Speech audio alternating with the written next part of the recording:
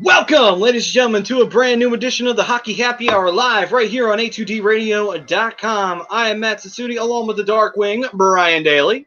What's up? And none other than the broken one, Mr. Rob Povia. What's good, fellas? Can you find Gritty this week? New spot this week. Yeah. I think I see him, but I'm not sure if that's actually him or not. Yeah, I think I see him too. Do you? That's the real question out there in no, the that really was viewership him. land. Look at Lou. Look at Lou. He's in lockdown mode. I had to put him in timeout. I see. Penalty. Looks like one of those old Renaissance things where you got your hands and your head locked in. No doubt. All right. Well, today on the Hockey Happy Hour, as always, we are brought to you by Specialized Physical Therapy. Listen, man, every once in a while you might have a pain of some kind that's a physical ailment, maybe sometimes a mental ailment that brings on a physical ailment. Either way, you could go to Dr. Paul Vidal in Cherry Hill, Burlington, or Princeton, New Jersey. You can find him at www.specializedphysicaltherapy.com. That's the way you can make your appointment at this time. Listen, let Paul take care of you, because after you visit him, no more aches and pains, and probably no more mental trauma either. You'll be nice and relaxed, ready for a stressful day. Story of my life, I tell you. So it's one thing after another. Well, stressful. Life is beautiful, fellas. Life is beautiful. If you, it's all right, Brian. If you make it, yeah. Turn that frown Absolutely. upside down, my man, because we today are going to go through tier rankings of the NHL teams. We're going to take all 31, not 32 yet. We won't be doing Seattle because they haven't. Yeah, we don't even have a logo from them yet, and their stadium got delayed because of the pandemic. But anyway, and Prism 280 saying, waiting for this show once a week makes me feel like a junkie waiting for a fix. My guy. This is why I like Prism. Prism's a man. Yeah. that's the Brodo effect producing. That is true. That's true. The host of the fix might as well make people want to fix. But let's see here. And, of course, Mr. Tom Arnaud saying, let's go. What's up, Tommy? What's going on, Tommy? All right. And the poll question today is going to be, speaking of Seattle, will the Seattle expansion team be a success? Or actually, it will be a success. Agree or disagree? We'll see what anybody says on that. But for now, the tier rankings, we're going to go through all 31 teams currently active in the NHL, and we are going to find out. We are all three going to cast our votes. Brodo will be the tiebreaker if necessary, and we will see, par our voting, where the teams land out. Are they going to be a first-tier team, a second-tier team, or a third-tier team? Obviously, if you're a first team, that means you're a well-run organization. Second tier, you've had your ups and your downs. Third tier, and I don't know how you still exist, but, good luck to you in this. With that being said, gentlemen, are you ready to begin? Let's go. Let's do this. All righty. Well, we might as well get started off. We'll do this in alphabetical order. We'll start with the Anaheim Ducks. So does that mean I get to start? I get to kick it off? Sure. Go right ahead. Cool. All right. I got them as a second-tier team. Had a bit of a rough start. As an expansion team in '93, which was to be expected. Most expansion teams usually don't do well in the first couple of years. But about 2003 is where they really started to kick it into gear after getting the Stanley Cup Finals. Really went on a run from there over the next, maybe like 15 years-ish. Always competing, always being a playoff team, a Stanley Cup contender. Almost 3 straight Western Conference Final appearances. After the Stanley Cup Final in 2007. So, hit a little bit of a snag in the last couple of years, but, rebuilds happen to organizations, but how long this rebuild stands will determine whether or not they drop down a tier, but as of right now, absolute number 2. All right, then. Rob, what do you got them at? I took a look. There's 2 things that I looked at when we were making these tiers. I looked at, 3, the history, obviously, what they've done up into present. Looking at how they're maximizing or utilizing the salary cap this season. And just looking at their overall hierarchy in terms of ownership, with Henry and Susan Samuel, or Samueli. I don't know, Brian, what's the pronunciation? Somali. Sumali. Ooh, Somali. Sumali. But more appropriately, general manager Bob Murray, who's an excellent hockey man, and Dallas Eakins, now the head coach, coupled with right now, based on their record, they're about almost 3 million away from their cap space because they're still riding out the Getzlaf contract to 8.25 mil over the next 2 seasons. Otherwise, Henrique's got a 5.8 a million salary. Cam Fowler is your largest contracted defenseman at 6.5. So those are all talents. Getzlaf, your captain, your leader, and Henrique and Fowler, your future, present to future at 28 and 30 years old, respectively. I got him in my second tier. I got him a little in the lower second tier, and a little bit of that is based on, in terms of utilization of the cap space per the record, as well as I'm a big fan of Bob Murray, not so much Dallas Eakins, but coupled with the history that Brian brought out, the Cup in 2007, they've been a competitive team out in the West up until this season, or even maybe last season as well. I'm going to put them in the second tier, but a lower second tier. I don't have an argument to anything you said. The only thing I'm going to add right now is you got to remember Anaheim also brought in David Backes at the trade deadline. So there's going to be his contract, which I believe is like somewhere between 5 and 6. I think he's still got one more year. Oh, okay. It was not as high as I thought, so that's even better. He's got, I believe, one more year on his contract?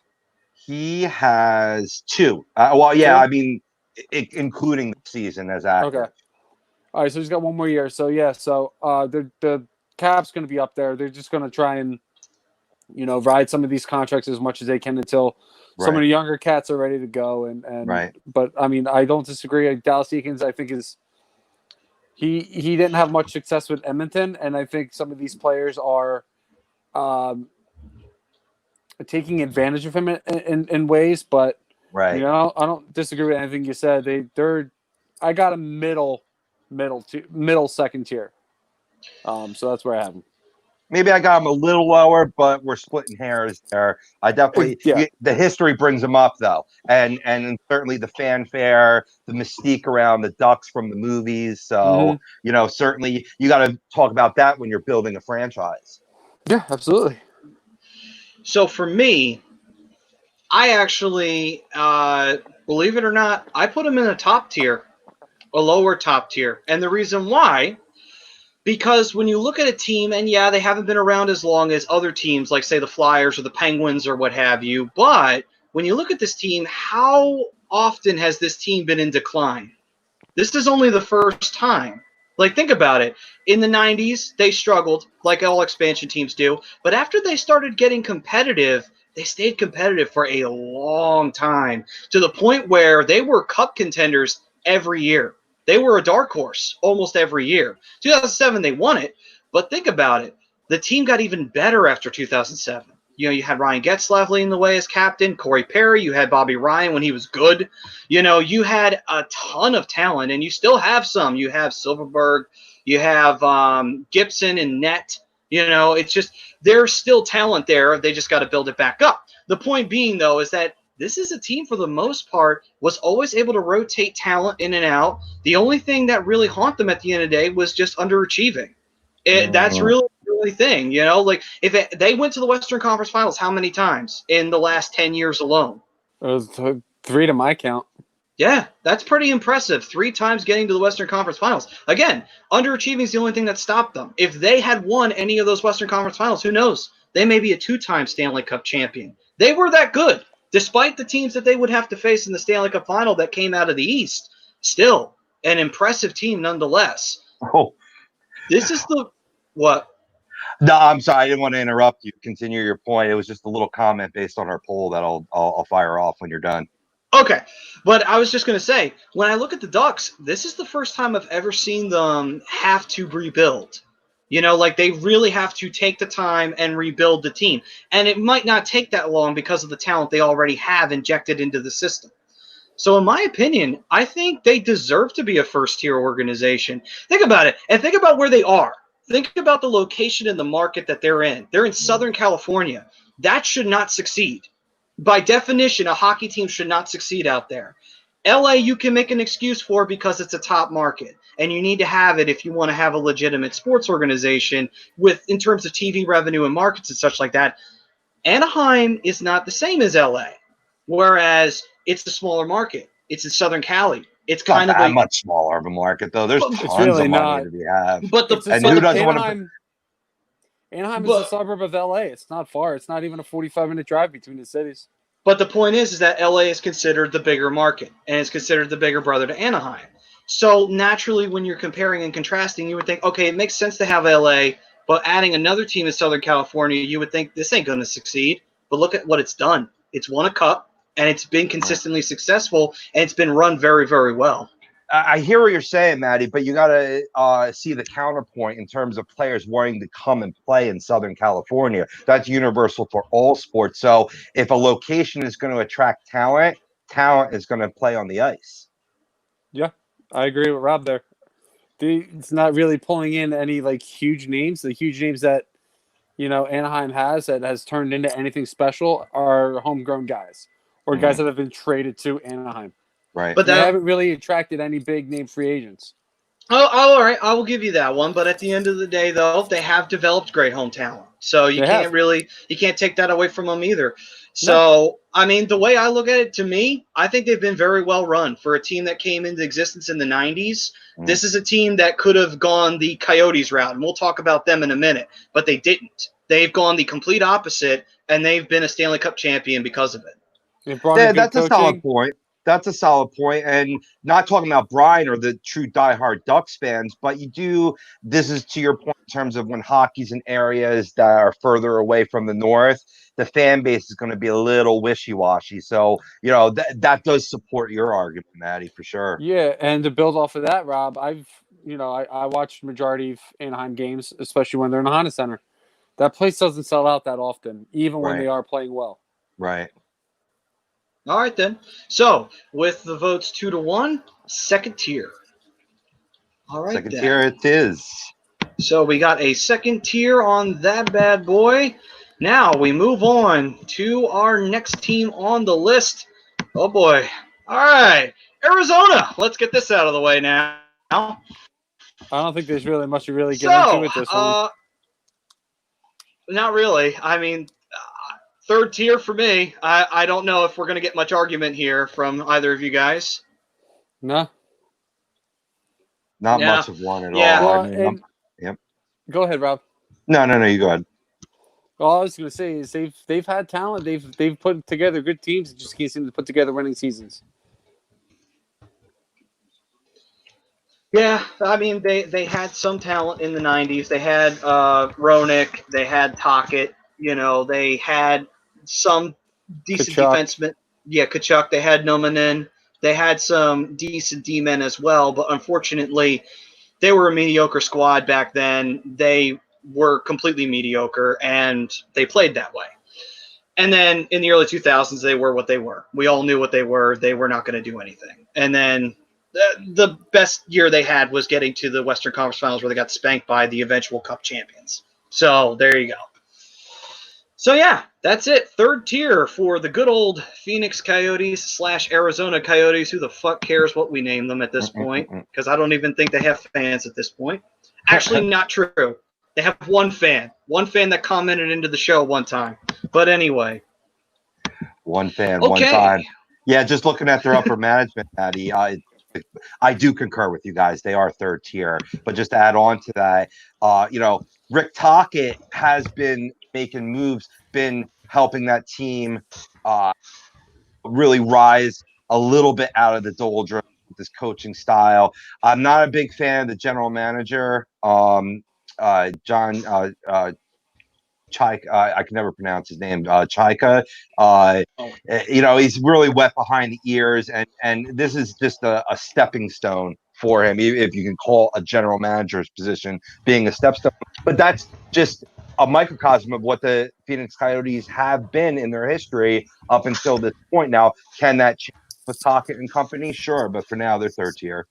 No, absolutely, and I don't disagree with you. Again, Rob, it's a situation where they have good players on the team. They have Taylor Hall, Clayton Keller, Oliver Ekman-Larsson. I believe Nick Jomerson is still a part of the organization. They just got Phil Kessel. It's a good team. They put good product out on the ice. Yeah, They got some younger talent too. Yeah. They have some younger talent too. And Nick Schmaltz from Chicago, he's a great iceman. They have a lot of pieces there. So can they make the step and crack the second tier, fellas? Yeah, I think the only way they crack the second tier is if they can make it. And this is just me. If they make it out of the first round this year, and they continue to take the steps forward over the next couple of years, and then maybe they can climb into the lower second tier. But as of right now, they're third tier. The way I see them making the lower second tier for me would be if the Coyotes can win a division title in the future and sustain success and be a consistent playoff contender, not just 1 or 2 years and then they don't make it after that for a long time, then okay, they're starting to progress up the ladder. But until I see that and that sustainability like we've seen in other organizations, they're not getting out of there anytime soon. Who knows? All right. On to our next team. And Prism 280 did say crazy run with the Kings in those cups. That was true. They were very crazy runs. Rob, what was the comment you had on the poll? Oh, yeah. Thanks for getting back to me. In regards to, the poll question where the Seattle expansion team will be a success, agree to disagree. Mike Lanza chimes in. I don't know if anything new can survive in Seattle. The city is destroying itself. Starbucks is closing about 200 stores nationwide, and they have the highest amount of suicide. Why would they choose that city is beyond my belief. Now, albeit a very pessimistic, negative comment, it is a concern. I answered him back and I said, well, this was decided well before the current events of the world going on today. But you got to look back to the history. There used to be a hockey team in the Seattle Metropolitans in the PCHA. They have two, and speaking of Metropolitan, they have 2 other sports franchises there, so that, it was expected. I don't think I was surprised when they named Seattle to be the next expansion location. Now, maybe it's just a thing of poor timing, but they got a little time before they start hitting the ice. No, absolutely. And to back the 2 other franchises, Seattle's their football team is doing really well. I mean, granted, NFL is the number 1 sports product out there right now.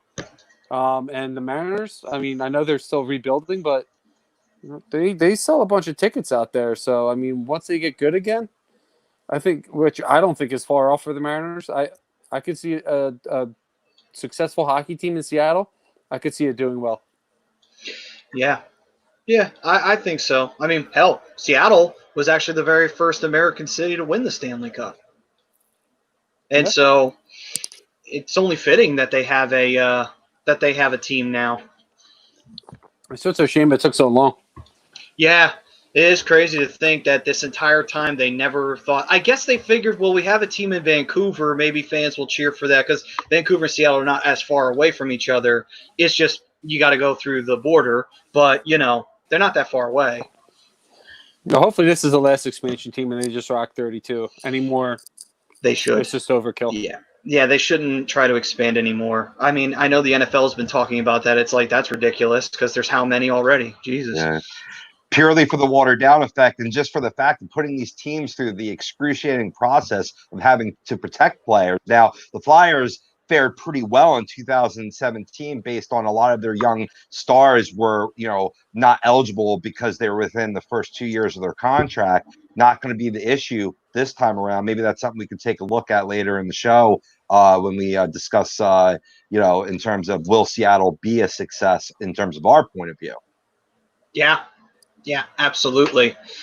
All right, then. So steer right on back here to what we got on the tiers, and we go to our very first original 6 franchise, and that is the Boston Bruins. I have them as a top-tier team. I mean, there's not much you have to say. They're a franchise that's had very few valleys, and when they've had them, they don't last very long. And, the last time they really were bad was late 90s. It's been a long time since Boston can really say they were terrible, and even when they were mediocre, they were a threat. So, and they have 3 Stanley Cup Finals appearances in the last 10 years, plus 1 cup to boot on top of that. And then how many appearances did they have in the 80s? They had 1 in the 80s. They had 1 in the early 90s. How many in the 70s with their rivalry with the Canadians, which is the Red Sox and the Yankees of the league. So Boston, being an original 6, has to be a top-tier team. Yeah, easy. Yeah, for sure. I mean, like you just brought up, let's just look at the last 10 years. You have how many playoff appearances? They're in rebuild mode right now, and they're still pumping out talent. It's just good scouting, good front office, good GM, good coaching on a constant basis. And I think one of the biggest attributes to Boston's success is good leadership on the ice. You have good guys that they brought in, guys like Patrice Bergeron, who, they just know what they're doing as far as leadership and how to get guys going. Yeah, and I mean, it's self-evident. To your point, Brian, you said they're in partial rebuild or retooling mode, and they won the President's Trophy. Right. I mean, exactly. How many teams can say that? Now, it might not mean a hell of beans when it comes to this 2014 tournament if they don't keep that first seed, in that round robin. But still, they did that. So yeah, no, absolutely, and it's it's just Greg's comment's great. Just the emoji. Well, hence why the finger quotes around rebuild. Yeah, because I mean, you still got those key players you're talking about, and I mean, you still got Rosk in his prime. I mean, there's a lot of talent there where you can still win while you're developing the younger talent around them. Yeah, and even look at some of the younger talent they have already. Chris McAvoy is one of the top defensemen in the league. So is Torrey Krug. Yep. David Pasternak, who is arguably, one of the best scorers in the league. So, and then you're putting them around guys like Brad Marchand, Zdeno Chara, Patrice Bergeron. They just, when they have the openings, they just continue to put talented players out there. And all relatively mild contracts, too. Who would you guess would be the largest contract on the team? Chara. I would say Marchand. Chara's on, I think he's on 1-2 year contracts now. Oh, that's right. His big contract I would did say end. it's Marchand. Yeah, he's close with 0.125. David Krejci at 7.25 mil. That makes sense. Yeah. But David Krejci is the goal scorer, big goal scorer for them. But a lot of average, a lot of salaries, 6s, the mid 6s. Char is only at a $2 million, like you said, a 1 year deal. Charlie McAvoy, actually, they're paying him 4.9 at the ripe age of 22. But for an overall final cap hit of 81 million, it's money worth spent because look at the results on the ice.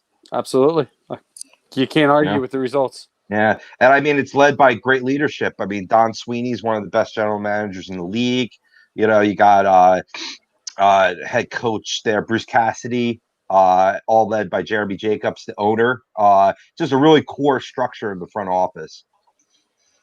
That was funny. Damian Estrada saying, well, if the Bruins are in the top tier, can the Bulls be in the top tier in the NBA? I'm not sure. I mean, they did have that dream team back in the day with Michael Jordan. So, I mean. No hablo basketball. Yeah. I'm not a big basketball guy either. I mean, I'm sure that Tom's chatting it up. So is Greg. I'm sure one of them will be more than happy to say whether or not they're top tier or not. All right. I mean, the Bulls for a long time were, I guess I would call them a middle of the road type team. Other than those 6 years, it was 6 straight years too. So, yeah, they've been competitive. They've been above from what I know of, the past season. True. All right, so we move on to the next one on the list, and that is the Buffalo Sabres. Do you guys want me to start this one? Go for it. All right. This may come as a shock. They're not third tier. Wow, okay. I put them second tier, and here's the reason why. The problems with Buffalo began when ownership changed. And that change happened only a few years ago, about a decade ago. Pagula took over the team. Of course, he also owns the Bills, in case anyone out there thinks that name's familiar. But after he took over ownership of the team, he put in a lot of bad GMs, and the GM just got fired, as a matter of fact, because you talk about a team that's sputtering their wheels. That is the perfect example of a team sputtering their wheels and cannot get out of mediocrity to save their sorry asses. Jack Eichel's come out and said he's fed up with the losing, and the Buffalo fans are fed up with the losing. That's how bad they've been over this last decade. But take that last decade out of account for a second. Look back at the Sabres and tell me, were they really that bad, or were they just an underdog team? Because in the early 2000s, they were a dark horse to win the Cup on multiple occasions. They never won it. They got to the Eastern Conference Finals several times, but they lost. Mm-hmm. They got to the Stanley Cup Finals in '99. Then the '90s Buffalo Sabres, you didn't want to face them. Some teams had sustained success against them. Other teams couldn't beat them. They had Dominik Hasek in net for years, who killed it. Even before then, look at their '80s teams. Yeah, they had a problem with being a smaller market, and they had to compete with Boston. That's not fun to do. It's tough to do. And Montreal. And then look at the '70s and look at the early '80s. They had the French Connection, a team that actually competed with the Montreal Canadiens back in that time period where that Canadiens team was one of the best teams ever put on the ice, and actually took the Canadiens to a 7-game series en route to facing off with the Flyers in '75. Beat them in 7, which is impressive. All I can say is that you take out the last decade, Buffalo hasn't been that bad. They just unfortunately have had the worst luck in the history of a team. Again, like the Ducks, underachievement has killed them at the end of the day. Right. The only reason why they're not top tier, in my opinion, is because of the recent fumblings and bumblings and falling apart and not winning a Stanley Cup when they could have, and just not really achieving their full potential when they had the opportunities to do so. Really, the big problem to me, it happened when ownership changed. So I put them in second only because this is a team at the end of the day. It really wasn't that bad ran when you look at it back in the history books. Oh, yeah. Patty LaFontaine, they had prideful days. Unfortunately, those prideful days are a distant memory right now, and punctuated by the firing of Jason Botterill this week with Kevin Adams taking over his position, which is funny. I know another Kevin Adams, but I'm with Greg though. You're a big fan of the owner and Pagula, but after that, you have the GM situation in flux based on poor play and putting, the talent on the ice for Ralph Kruger to coach, who, is, besides the namesake, not scary at all. So they've been a mediocre team. I've also, even when they've been a successful team, I don't like how, maybe I'm thwarted by players that I associate with the Sabres, like Matthew Barnaby, you know what I mean? And stuff like that, that there's always been like that, Miroslav Satan, like that sort of feeling or whatever. So I had him in my third tier. Maybe that's influenced more by recent years when you have a talent like Jack Eichel and you're still not really making any noise. And Sam Reinhart, who was a first-round pick in this league as well. He's no slouch, but where has his development been? I blame the developmental coaches in that organization. So I was trying to actually be like you and pump them up to the second tier, but I couldn't do it. They're top third tier in my book. Okay. What's Eileen say? Question for all three of you. Do you think we could have a better mascot than Gritty? No, absolutely not. Gritty's the greatest. Everybody loves him. It's a God's honest truth, Eileen. Everybody loves him. Let's show him out. There's fans and other fan bases that are upset that Gritty did not win Best Mascot in the NHL. I'm stunned. I don't know how he didn't. It really shocks me. Yeah. But as far as the Buffalo Sabres go, I got them in tier 3. Just because of the last 10 years, it's been just abysmal watching them. It's another situation like Arizona. They've put talent out on the ice. They've had talented players, Jason Pominville, Jack Eichel now, who I believe is strongly responsible for all those firings that just happened. You bring in a guy like Kyle Oposo, who had a great couple years before he signed his contract to Buffalo, and it disappeared. Blown scouting on guys like Casey Middlestat, who was a top second-round pick, who was a top player coming out of the draft, and where's he been? Yeah. To Rob's point, Sam Reinhart, who I believe was a third overall pick in his draft. Where's he been?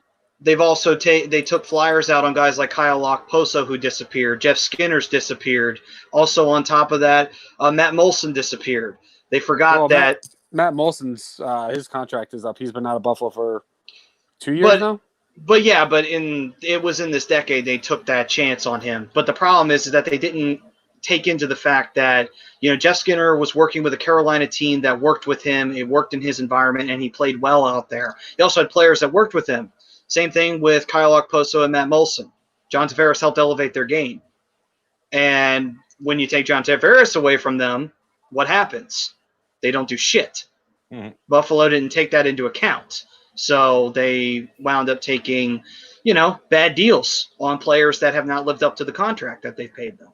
So that didn't help them either. Skinner has more than Oposo. Oposo, he's really ghosted since signing his 7 years, $7 million contract or something along those lines. But yeah, it was a bad deal.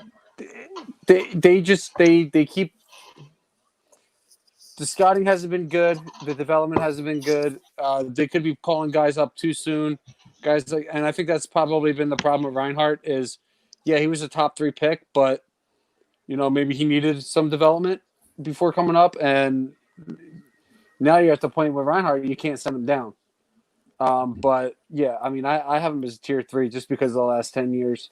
They've had a good history. They've had good runs. They've had great players like you started to list off, Maddie, but they're third tier team right now because of the last 10 years. All right, then.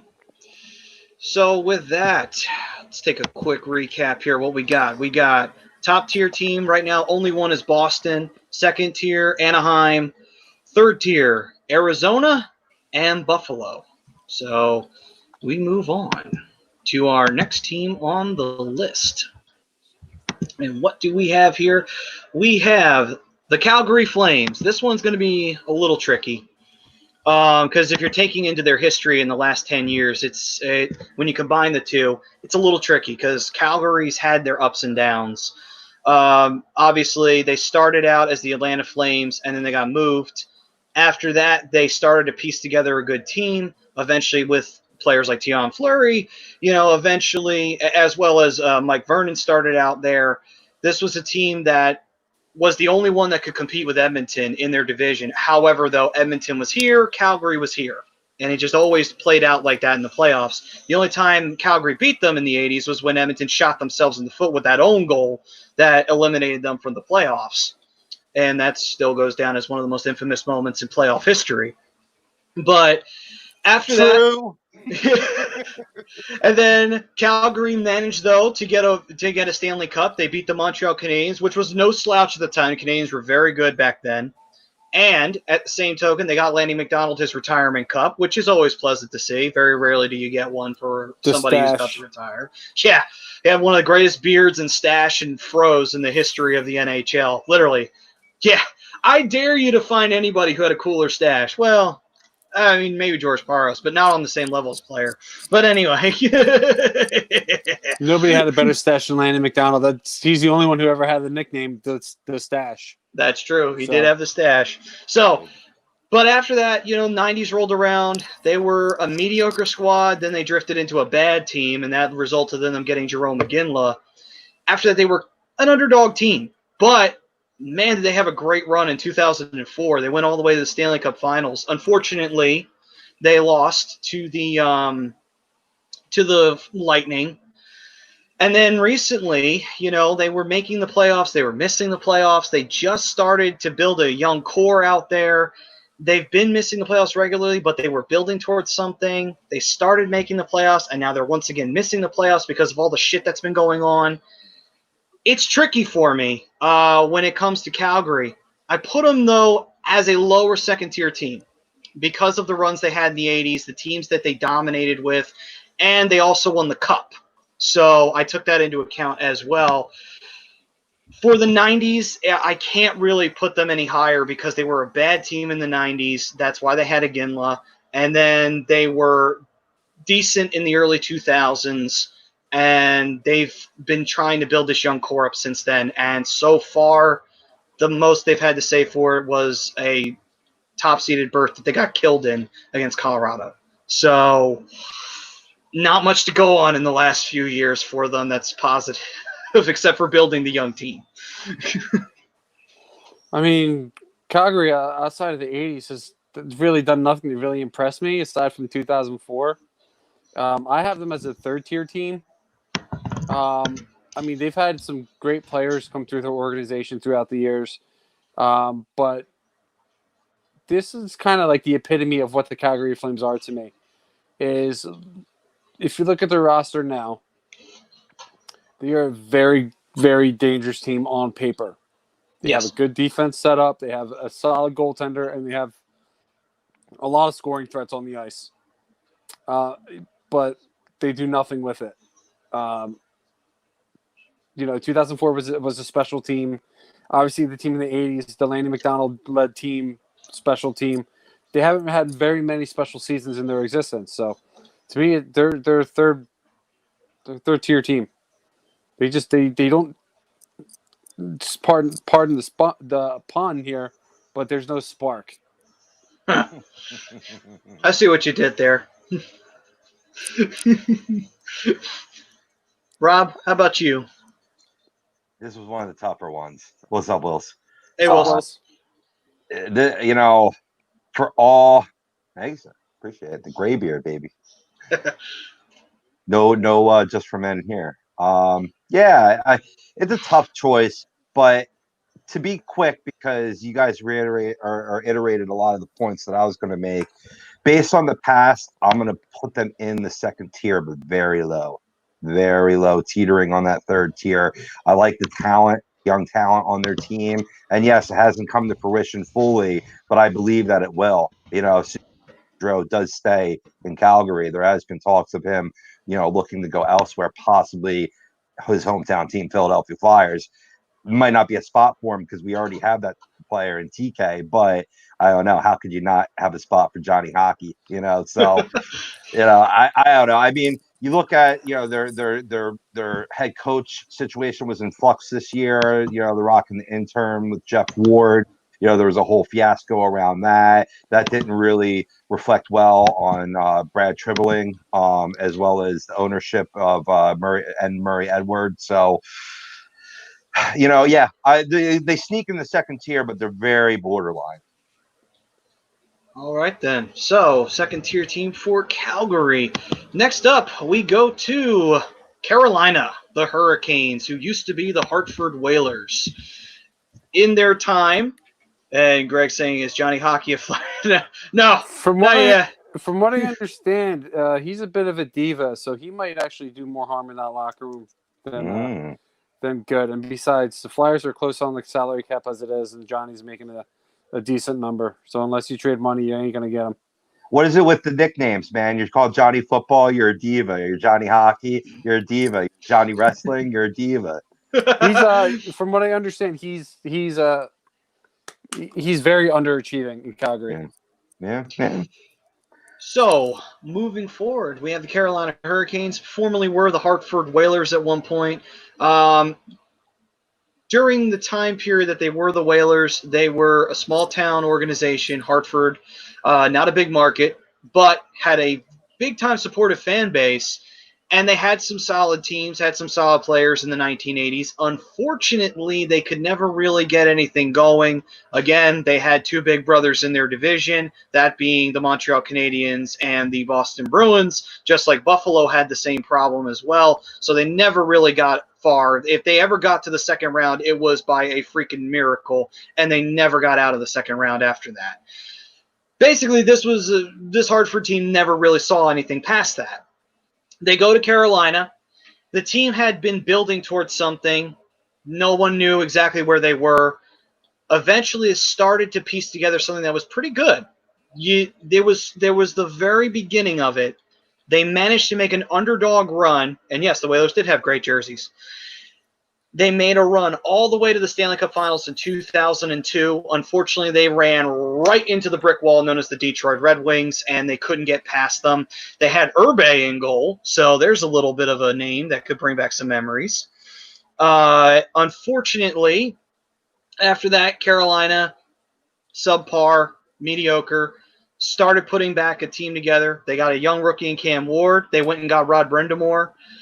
This was a team that all of a sudden was like, oh, okay, they're doing something. Sure enough, they won a division title. They eventually went on to win a Stanley Cup in 2006, coming out of the lockout, defeating a very tough Edmonton Oilers 8th-seeded team. And at the end of the day, they continued to hover in mediocrity. I mean, I'm not trying to discourage them, but they were always a team that in that division, and this again, the Southeast Division, when it existed, was not always the best division in the world. You had a team that was very subpar in Florida for a long time. Tampa took a little bit to get their shit together after they won the Cup. They were competitive for a few years after that, but then it tipped off. It didn't start to flip back into their favor when they started rebuilding with Steven Stamkos and such like that to dominate what they are doing now.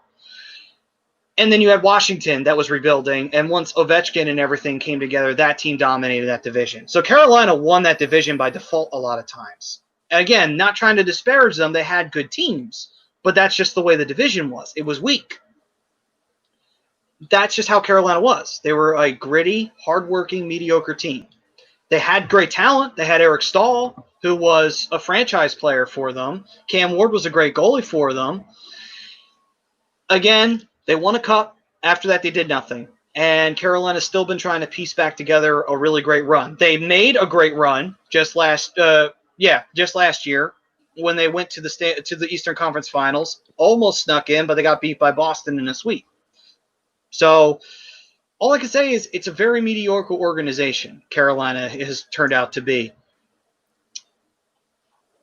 Because they won the cup, to me, they're a borderline team. They could have been in third tier, but I put them in second because of their cup win. That's the only reason why they're even here. They don't win that cup, they're a third-tier team. But they're borderline second tier if they could get something going. I definitely think they're a second-tier team. I originally thought they were my original idea was to have them in a third tier, but you know, thinking back on it, they've had some great players, some great teams. They've put together some good runs, especially last year with the bunch of jerk mentality that they ran with. Got them all the way to Eastern Conference Finals. They won a cup in 2006, like you said. Really turned the organization around when Rod Brind'Amour got traded to Carolina, and bringing in Mark Recchi in 2006, and all that success. So, I mean, they're a second-tier team. Yeah, I had the same debate as you gentlemen with this team, very similar to Calgary for that matter as well. I think in the end, what the tiebreaker for me was to put them in the second tier was the culture. And the culture was really good in that organization. You talk about how they brought in Rod Brind'Amour, the player, and then years later we have Rod Brind'Amour, the head coach. You know, that's a familiarity that most Flyers know and like, and some others don't like so much, but I like that loyalty within an organization. You look at after their wins, some of the celebrations that they have, they fucking play dodgeball on the ice. That alone should shoot them up to the first tier, but not so fast. You name it. They've done it on the ice as a celebration. I love Sumo wrestling. They've done basketball. They've done sliding competitions. They do a bunch of stuff. Like I said, it's a bunch of jerk mentality.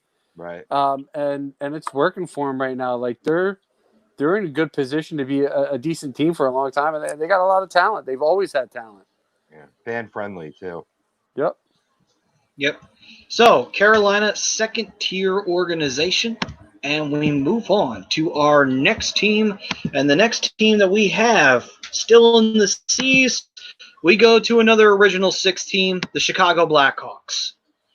Now, Some would say this is a little tricky, and the reason why is because I know everybody is going to immediately say, yeah, but they won 3 cups and everything. Yes, the last 10 years have been great to the Chicago Blackhawks. Take those last 10 years out of the equation. Look at Chicago before that. Chicago was bad. They were fucking wretched. So bad they weren't even on TV. That's how bad they were for a period of time. Until they drafted Patrick Kane, Taves, and started putting that team together, this was a team that was dead. It was dead. If there could have been a chance to sell an original 6 team, it would have been right there. It would never have happened, but the point is, if there was a team susceptible to it, it was Chicago at that point in time. Beforehand, in the 80s, they had good teams. They had Jeremy Roenick in his prime. They had other great players as well, and they had times where they could have gone to the Stanley Cup Finals. They did once. They won no games. They got absolutely destroyed by Pittsburgh. That was the end. That killed that killed the team. The team never recovered from it. They continued to be mediocre. Eventually, they died off in the mid-90s, and it took forever for them to get back together, you know? And beforehand, they weren't even that great. You know, beforehand, the Chicago Blackhawks were kind of I hate to put this into perspective, they were the cannon fodder of the original 6 teams. Look at the original 6 teams: Montreal, Boston, Toronto, Detroit, Chicago, and what's the one I'm missing? Boston. Rangers. Oh, yeah, Rangers, duh. Anyway, out of those 6 teams, what's the one that has the least amount of success? It's Chicago. Rangers. Well, we wish, right? But no. But when I was you joking, look at, but I'm kind of serious. but when you look at that team, though, look at Chicago and look how long it took for them to win a cup. 1960 all the way to 2010. That's a long time as an original 6 team not to get a Stanley Cup. Yeah, they had a drought. Yeah. I mean, for me, I look at it, I put Chicago, and the only reason I put them in second tier is because of their last 10 years, because of how good they've been and how they built that team back up from nothing. But look at that team's history. It's not pretty. I'm looking at it, and I hear your point, but it's not ugly either. I mean, you're talking about a team that's had 6 Stanley Cups, 4 conference championships, only 2 President's trophies, which that's a little surprising. But 16 division championships. If you go back to the 30s, even the 60s teams, you know, they were dominant, you know, for periods of time. But that long drought, I hear you, that could raise some question marks on whether they're a first tier team. I had to throw them in my first tier, though. I had a hard time putting any non-original 6 not in the first tier. Okay. Bri. Real quick, to Greg's comment. Unfortunately, they didn't take JVR over Patrick Kane. Chicago picked Patrick Kane before the Flyers could, so he was already taken off the board, so they had to go with JVR. But as far as Chicago goes, I got him in a middle-high second tier. Only because of how bad they were. Like, we know the Hawks were really good early on as they came into the league. Like, they had their moments in the 30s, 60s. Yeah, I had greats like Stan Mikita and Phil Esposito. Bobby Hull. Bobby Hull's another one. Like, you had great players come through that organization, great moments through that organization. And just within the last 10 years, bringing in guys like Patrick Kane and Jonathan Taves, Brent Seabrook, Duncan Keith, those kind of guys, finding ways to win. And even going into this year when they were pretty much counted out as a playoff contender, really started to turn it on late. And now, you know, they got included because of their solid play towards the end of the season. They climbed back into the rankings a little bit and found a way to find their way to a playoff spot. So if they can wind up winning another cup this year, it's a possibility. It could really put, for me, Chicago into that first tier. But as of right now, you know, they're high second tier. They're a borderline team for me just because, you know, the last 10 years have been really, really good for the Chicago Blackhawks. Yeah, a lot of credit goes to Stan Bowman there too, the GM. Yeah, for sure. Yeah, good hockey family. done a great job with that Chicago organization. Yeah. And Yeah. you know they're in the middle of retooling right now, and you know what? They're bringing up the young pieces, and the young pieces are coming in. And they're being effective. Right. So you know this team, Chicago, is only going to get better as the seasons progress. Like Kirby Dach has been the guy who's been, you know, really starting to turn it on of late. Not a Calder nominee, but you know he's been good. He's been doing the little things right, and a couple other guys, I can't think of their names off the top of my head, but you know they still have a bright future ahead of them. Si, All right. senor. And Win a goddamn coin flip. yeah, Greg saying we sucked so bad that year we couldn't even win a goddamn coin flip. Yeah, that was not a very memorable year for Philadelphia. By the way, Oh. Eileen, I going with a fancy drink tonight, a little whiskey sour, as a little homage to my man Hangman Page. Cheers. Gotcha. Just Cowboy going shit. water. Gotcha. Been out working on my deck all day, so you know I gotta rehydrate for tomorrow. Gotcha. That's loser talk. I had Coke, but you know, not the powder, the actual drink. But anyway. Good, All good. right. Yeah. No breaking of the law here. All right. On to our next. Yeah. Wait till after the show. But anyway. Let's see here. Next up, Colorado. This is going to be an interesting one. So, Colorado Avalanche used to be the Quebec Nordiques.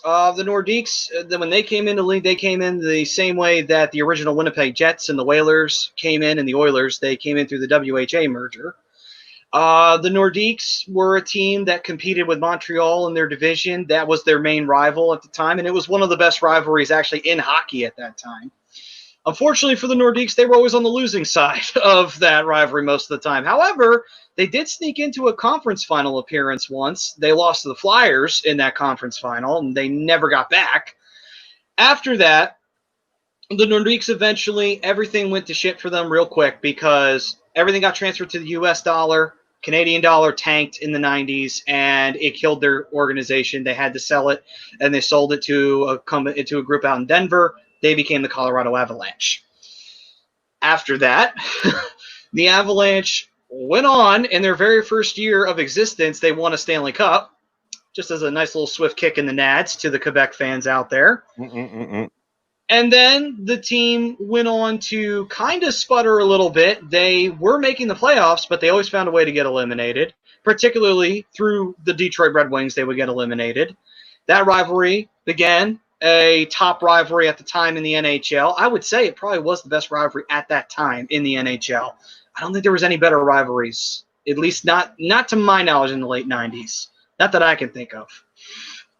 But with that, though, eventually the Avalanche did make it to the Stanley Cup Finals in 2001. They beat the New Jersey Devils, the great duel between Waugh and Brodeur. After that, the Avalanche, they continued to do it, continued to make the playoffs. Eventually, they became a mediocre squad. Then the mediocrity turned into being a very terrible squad that was picking in the top of the draft every year. And, Prism 2A, fuck Detroit. In the words of Chris Pronger, Prism, shut it. I'm just kidding, Prism. I'm just kidding. But I think on his bio he's got Chris Pronger's best friend. He's definitely his best friend. Nice. But what's nice is since that interview, I've commented on a couple of his things on Instagram, and he's been responding to me. Nice. But is that Prism? No, Pronger.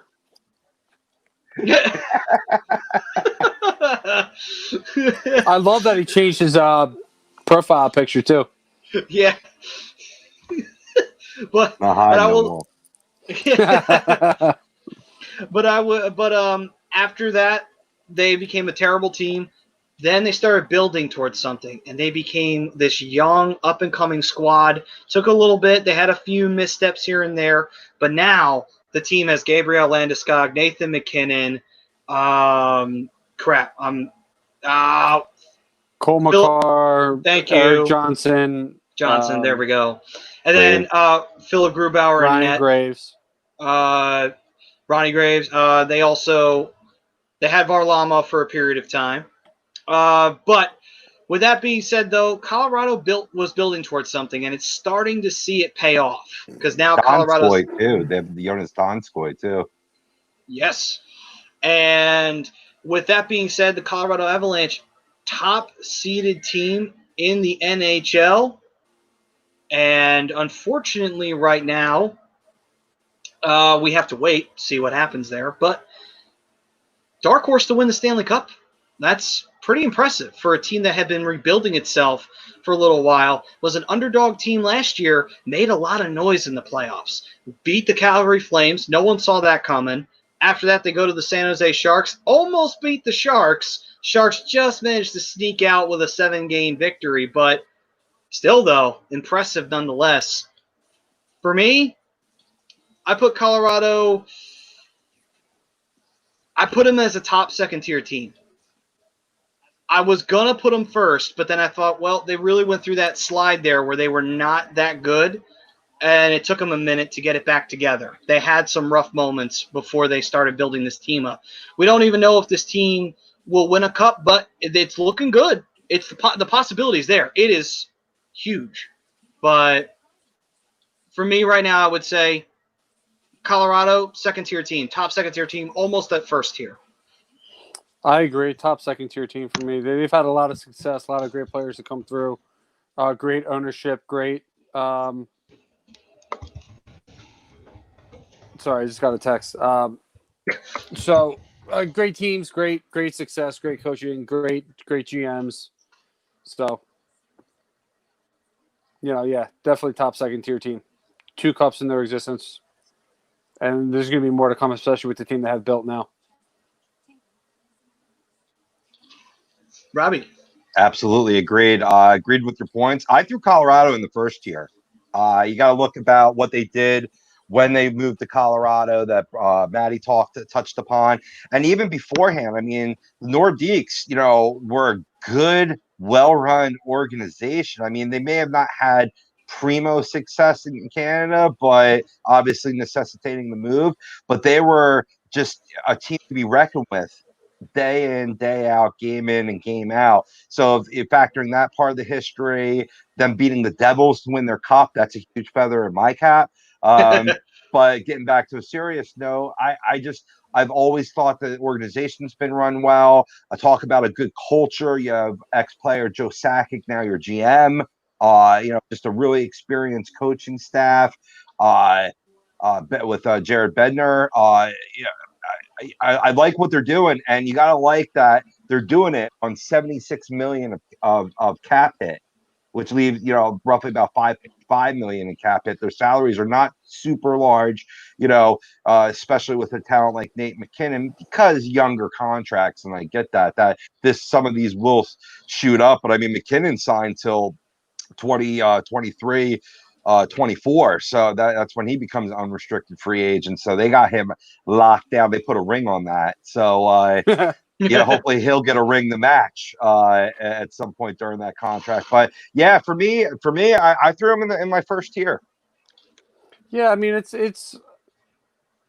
I could definitely see that, especially with the one-on-one between Brodeur and Waugh.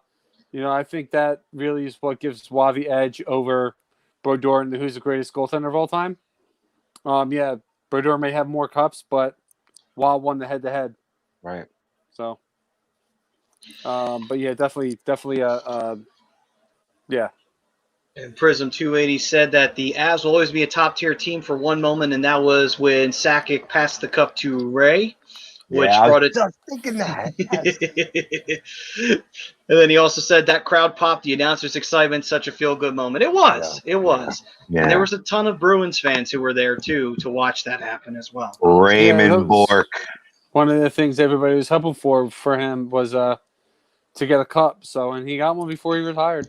Yeah, he did. All right. So, Colorado, second-tier team. Moving on, we now have the Columbus Blue Jackets. Okay, time to go back down to earth here. Oh, what can I say about Columbus? They're third tier for me, just right off the bat. They've only just recently been good. I mean, literally, and it's not even been this last 10 years. It's only been, what, the last 3 or 4? 6? 3 or 4? Yeah, about that. This was a piss poorly ran organization from 2000 when they debuted on. They had Rick Nash for how long? Never put a team around him, never built a team around him.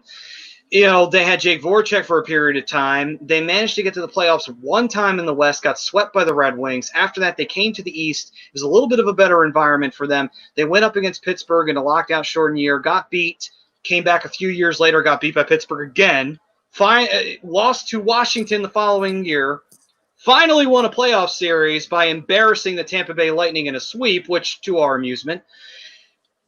After that, all I can say is that Columbus has only just recently put a team together.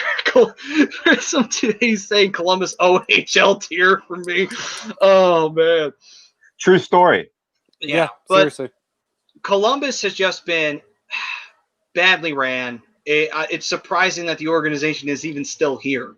It's surprising they didn't go the Atlanta Thrasher route, you know? So all I can say is third tier. It's going to take a little bit before they can get out of there. You want to go, Rob? Ports, third tier. Move on next. Actually, I have them high third tier. I mean, yeah, they haven't had much success in building teams around Rick Nash, but you know they've done a really good job of late to really put a good team together, and then especially this year, losing the amount of talent that they did with Duchesne and Bobrovsky and an ability to continue to be a team that's competing with that much talent gone. Artemi Panarin's another one, probably the biggest one. Ryan Dzingle's another. You know, they're still putting a good product out on the ice. They're still, despite a lot of injuries too, we're still in a really good playoff spot. So, you know, they're a high 3, low 2 for me. All right, then. So with that Columbus third-tier organization, we move on to the next one. And we are out of the C's, onto the D's. And it's time to go to the Dallas Stars. This one may be a little tricky, maybe. Let's take a look at their history real quick. So, Minnesota, originally that's where they started from, is the Minnesota North Stars came into the league around the same time the Flyers and the Penguins did. Fortunately for them, they were a team that just was mediocre in the 70s. They became cannon fodder in the playoffs. They stayed that way for a while. They did have a magical run in 1981, I believe. They went to the Stanley Cup Finals. Either that or 82. It was one of those years, but they came up against the New York Islanders and got absolutely crushed. And then throughout the 1980s, they were a division competitor. Their main rivals to that, though, were St. Louis and Chicago. And they, unfortunately, had a tough time getting out of the first round. And eventually, they finally made a run in 1991. Yes, 1991. They went up against Pittsburgh, lost in 5. And after that, eventually, they got sold. They continued to make the playoffs, even when they moved to Dallas. A team that was supported, though, in Minnesota. They were beloved. They had a great culture there. They had a great fan support there. Unfortunately, they were a small market. They couldn't afford to keep the team. So the team got sold. Also, the wife caught the owner cheating and wanted the team moved to Dallas. But anyway, so the team moves to Dallas, and then eventually they win the Cup. Another kick in the nads to another team. They win the Cup in 99, beating Buffalo. And they tried to make it 2 more, lost to New Jersey in 2000. And then eventually the team started to hover around mediocrity in the mid-2000s, eventually fell off the face of the earth, and they did fall off the face of the earth because it took a long time before Dallas was relevant again. I mean, they spent, 7 or 8 years just being bottom of the barrel at best, and then finally started to put something together with some young talent. They went and traded and got Tyler Seguin, which was huge. They had Rich Peverley, but unfortunately Peverley had to retire. And they started getting goaltending, and they started getting some decent players back. They now have a legitimate squad, but it's only just recently that they've gotten that legitimate squad built up. So tough call, but I put Dallas in a second tier. And the only reason why, they do have a cup. And if you do take into account their time in Minnesota, they were a good team and they were a good organization. They just, smaller market. They had to compete with Chicago and St. Louis, and they always lost to them. I would say that they deserve to be second tier because they had some great talent. They had some great players. They did win a cup. Unfortunately, they had that big gap before they started becoming relevant just recently again. I agree with Prism. Mike McDonald was the only reason that they were good for so long. True. Middle second tier team for me. Yeah, I agree. The middle, middle to upper, maybe second tier for me. They did, have some prominent players. Mike Modano stands out for both Minnesota and Dallas versions, and and then trading for Hull and getting that one cup. They have history there, and I didn't know about that. That it was the owner who his wife cheated on him. Maddie, is that what you said? The owner cheated on his wife. His wife found out about it, and she basically said, either you move the team to Dallas or we're getting a divorce. Oh, the owner cheated on the wife, and not the wife cheated. Oh, okay, I got you. It just further validates my all-time favorite fantasy hockey team that I had, and that was the Peter North Stars. The combination of this whole...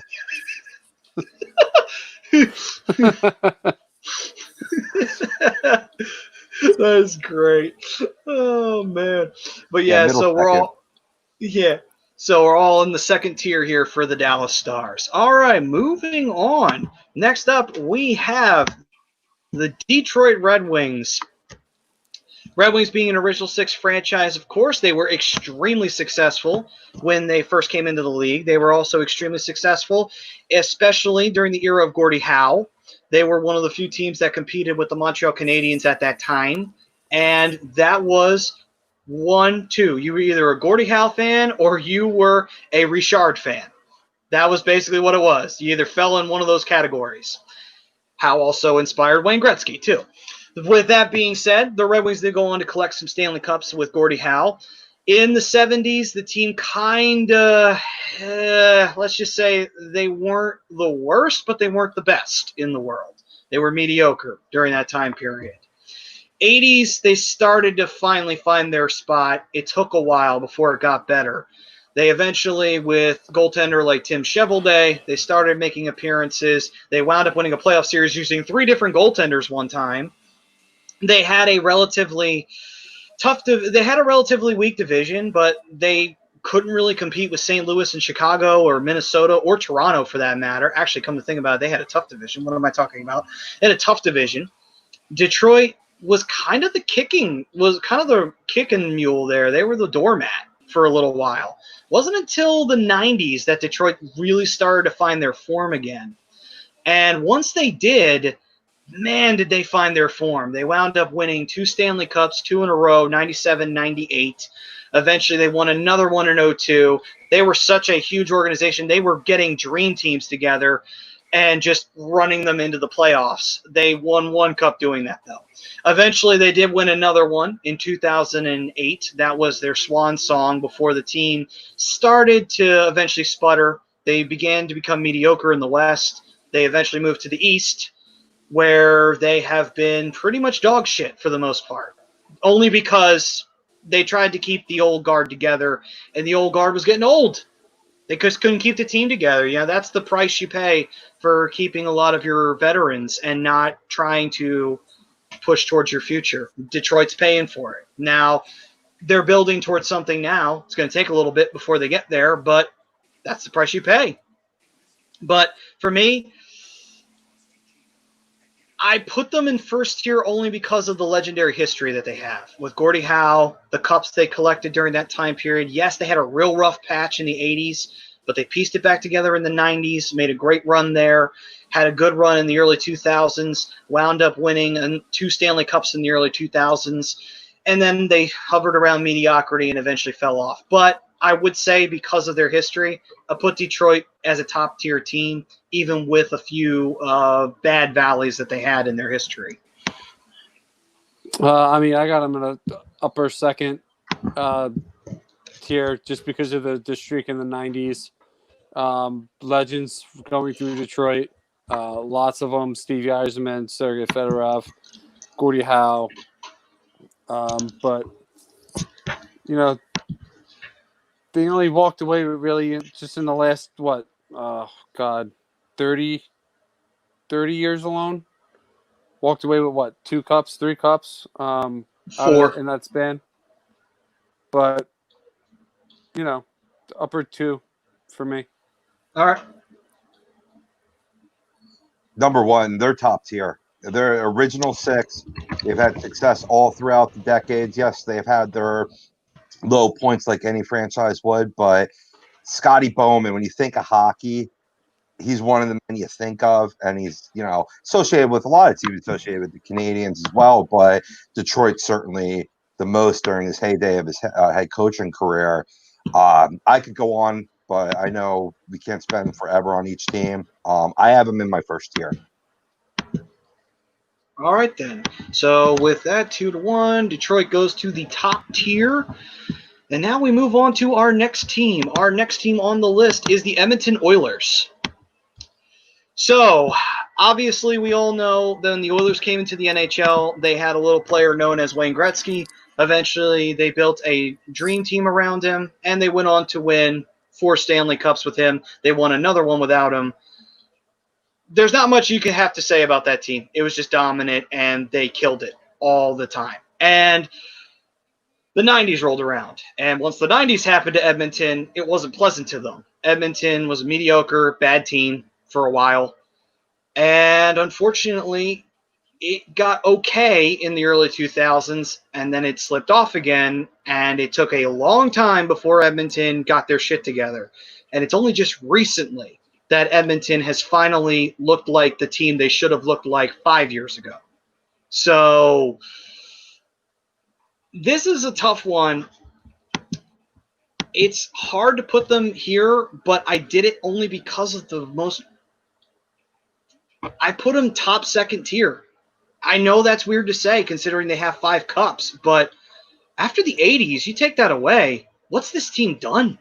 I mean, yeah, they had that magical run in 06, but this team's been terrible, like really bad at times. Nah, Matty, I'm with you. That's why I have them as a lower second tier team, despite the 80s. They spent more time rebuilding than on the successful side of being an NHL franchise. And even despite the team they have now, they're still struggling here and there. Even with Connor McDavid and Leon Draisaitl, and they're more of a mess than they are a success. So. Yes, yeah, I think so. I think when you look at the Oilers, yeah, it is a tale of 2 cities. You think of the 80s teams, they could beat just about anybody.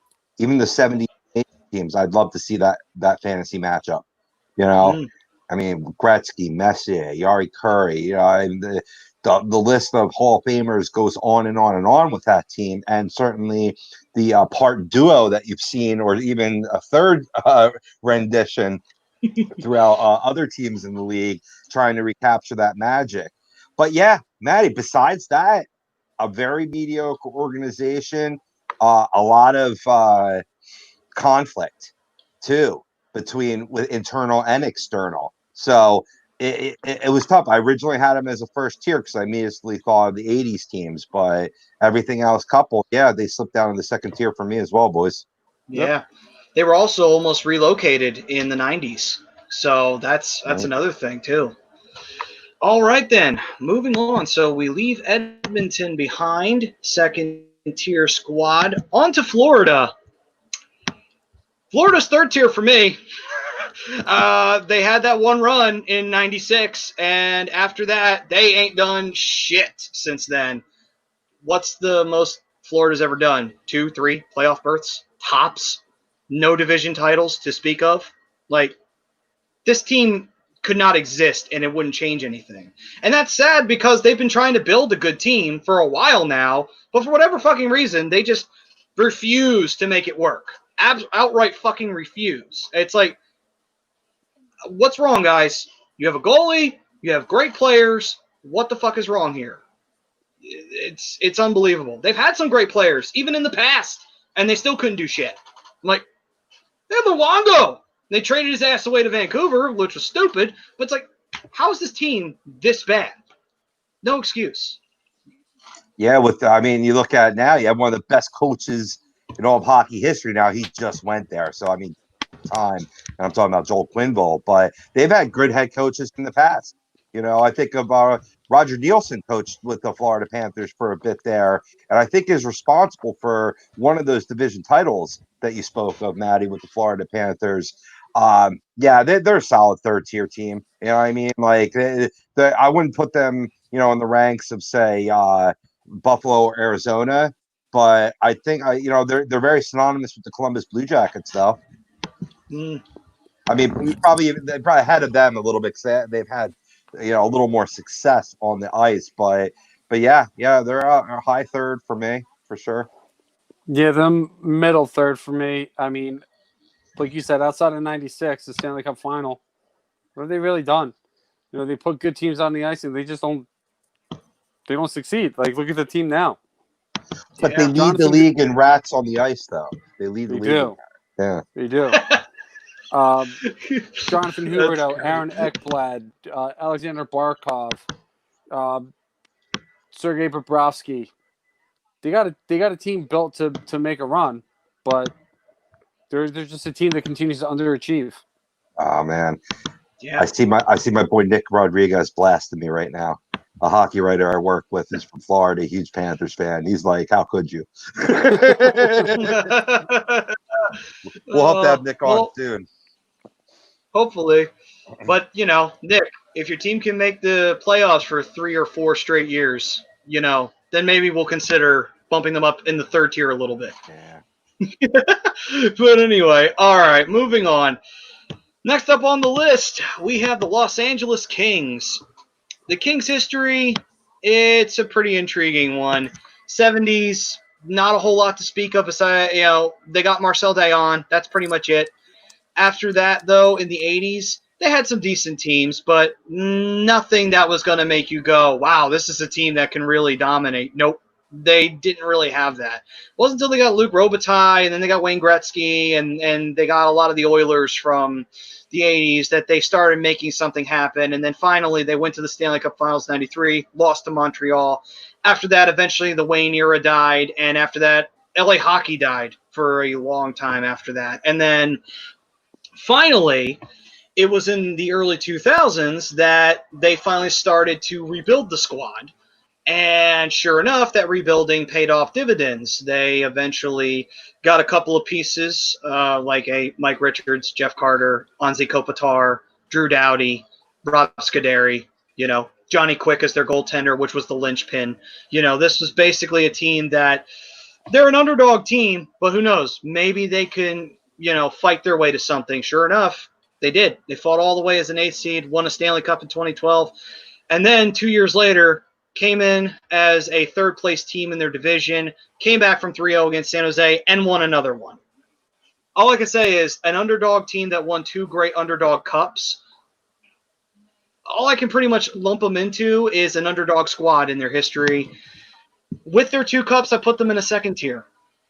They would be third tier if not for the fact that this was a team that had those 2 cups to their name and actually were competitive during that time period, whereas beforehand, they were lucky they had Wayne for those really good years. That was it after that. Yeah, they're borderline second, third tier for me. Not a ton of success. Yeah, they had some good players, Luc Robitaille, Wayne Gretzky, all them. 2 cups in the last 15 years. But they're right back to where they were, Yeah. They're back to being a low-level team, a rebuilder. So, yeah, they're a low 2, high 3. Yeah, for me, I'll say they're a solid middle rung second tier. They're right in the middle. You factor in Cup years for sure. I think they had one of my more favorite GMs in the league, and Dean Lombardi. No longer. Actually, you have former player Rob Blake in that role now, as well as you guys mentioned Luke Robitaille, who's their president. So again, another sign of good culture. But you look at some of these deals. They have Anze Kopitar locked up at $10 million a year till 2024. Horrible contract. Horrible. Drew Doughty, right? You know, not young, not old at 30. He's $11 million a year till 2025, which I'd we rather talked have. about. Which we talked about with Ryan Clifford a few shows ago when we were talking about, could the Kings potentially move Doughty and they're rebuilding? You can't unload that contract. That contract is just unloadable. So, factoring that in, that tears away a little bit from that Stanley Cup run, from success, from the Gretzky years. Not to discredit that, so that's why I put him in the middle second. Yeah, no, I mean, I'd rather have that Kopitar contract. At least he's still producing at a fairly high level. I don't know. I see it as a good role player, a good leader, but a player where the talents the skills are diminishing. Yeah, I think we can all safely. Yeah, we can all safely say 34. So I mean, he's coming towards the end of his career. I mean, he's the type of player, and I agree with you, Rob. Great leader, but he's a guy that takes the game as it comes to him, and he always seems to be the guy who reaps the benefits of that. So, yep. His goal scoring, his production isn't as good as it was when he first came in the league, but he's. You know what LA is? They're now the West version of Detroit. They tried very hard to keep the band back together, and this is the price you pay for it. Yeah. It's great if they all want to play well into their 30s and almost into their 40s and put up the numbers they did when they were in their 20s. But if they don't want to do that, then it's like, well, that's an anchor. That's going to carry your ass down to the bottom of the standings for a while. Mm-hmm. But anyway. Well, at the same time. Yep. All I was gonna say was at the same time, it's not necessarily keeping the band together. It's having your nucleus of pieces and keeping them as long as you possibly can. Because Kopitar doesn't want to play anywhere but LA. So obviously he's going to sign a longer, more lucrative contract. Same with Doughty. He doesn't want to leave LA. Those are the core pieces that you build around, big pieces that you've won cups with, and you got to keep those guys as long as you can, even when their play starts to diminish. Yeah, his age is 32, by the way, Brian. And 32. It's funny, Brian. I mean, Maddie, you go, all right. So at one time they were Flyers West, now they're Detroit West. That's funny. I like that. Well, now that Mike Richards is no longer on the team, doing his usual shenanigans off the ice. Oh, let's see here. Next up on our. Where did we decide on them? They're second. We all go second. Yeah. Yes. Okay. All right then. Next up, the Minnesota Wild. This is a younger team here that was an expansion team that was awarded to Minnesota after the NHL had to rip the North Stars away. Hey, Chrome. What's up, Chrome? After the North Stars left, it took a little while, but finally, late 90s, the Minnesota Wild came into the league. And in their short history, I can't really recall too many great moments for Minnesota. I know that's sad to say, but the best run they had in the playoffs was not even with their really good teams. When they were topping the West, they got eliminated in the first round all the time. Their best time was when they were an underdog and they had no superstars. They went to the Western Conference Finals and took Colorado to their limit, but that was it. That was all Minnesota's ever done since they came into the league. I mean, there's not much to talk about with them. There really isn't. I would say that, it was hard for me. I debated on whether or not they were third tier or second tier, and the only reason why they'd be a lower second tier team because have they been awful at times? No, they've been very mediocre. And then they got a good team, but they did nothing with it. Then at the same time, they could be third tier top because they did nothing with that good team. So eventually I settled on top third tier because it's like, what have they done? They haven't done a damn thing since they came into the league, and they've had some really good teams. Nothing panned out for them. They kept getting eliminated in the first round. No cup appearances, no Western Conference Finals appearances. They have one. Yeah, I was going to say, you talked about one, yeah. I meant when they had, like, Zach Parise playing well, Ryan Suter playing well, and they were topping the Western Conference. I don't mean as an underdog. They were. I thought that was their team. That wasn't that the Parise team wasn't the team that went to the Western Conference Finals. No, they faced Anaheim in 2003 in the West. Gotcha. Yeah. Gotcha. That was their best year. Ever since then, they haven't had a year like that. You know, so it's. Right. I can't really. Well, speaking of Parise, Minnesota kind of remind we were saying Flyers West and Devils West for the Kings. Well, Minnesota Wild are Devils Central because you got the Lou effect. You know what I mean? They were running the trap for a little while there. They're a highly defensive team. I think that team that was the underdog. Now memory coming back to me, they were a highly defensive team and they had a good run by Dubnik. You know what I mean? That was a top goaltender at that given year, which he can have those moments of grandeur, and that's what you saw. Otherwise, Minnesota Wild might be lower than a third tier. No, they're a third tier. I put on this here because they always, especially when they always put together. Brian, you're breaking up. I am? Okay, I think you're good now. All right, cool. So I have them in the second tier because they always seem to put out a competitive team. Chuck Fletcher, especially when he ran that team, did a really good job of always bringing in players who were ready to go. Maybe overpriced some players a little bit in Zach Parise and Ryan Sutter, but always a competitive team. Always putting a good product out there on the ice. Did it always pay off? No. A lot of that had to do with Bruce Boudreau. Great regular season head coach, terrible playoff head coach. But yeah, I mean, they're always competitive. So to me, they're a second tier team just because of that alone. Yeah, they haven't done shit since 2003, but they're always competitive. All right, then. So, Rob, me, third tier. Bri voted 2. So, third tier for Minnesota. All right, then. So, quick review here of what we got. We have in the third tiers Arizona, Minnesota, Buffalo, Columbus, Florida. Second, Anaheim, Calgary, Carolina, Chicago, Colorado, Dallas, Edmonton, LA. First, Boston and Detroit. Very lonely up there. I like that, though. I like how this is working out because the top tier should be elite. It should be reserved for the best of the best. You are right, I agree. Rob. All right. Next up, we go to... All right, well, I don't think we really need to have much debate on this one. It's Montreal. Yeah. I think we can all say it together now. 1, 2, 3.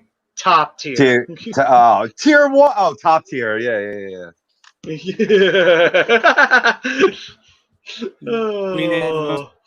History, so.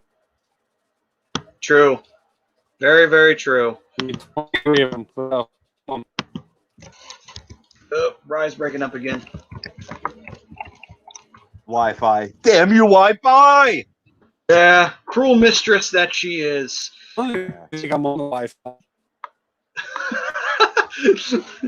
Let me see here. He sounds like the robot from Short Circuit.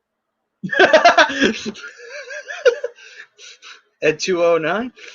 Roto, get on that meme. Already on it. He sounds like, you know what he sounds like? He sounds like the aliens from Toy Story. Yeah. Earthlings, greetings. Now he's back in space. Oh boy! All right, so while Bri, there we go. I think we got Bri back. There we go. There's Bri. Yeah, here I am. All right, then. Moving on. Nashville. Okay, this one's going to actually be a bit of a debate. Just a little bit, though. So Nashville's history, they came into the league in the early 2000s.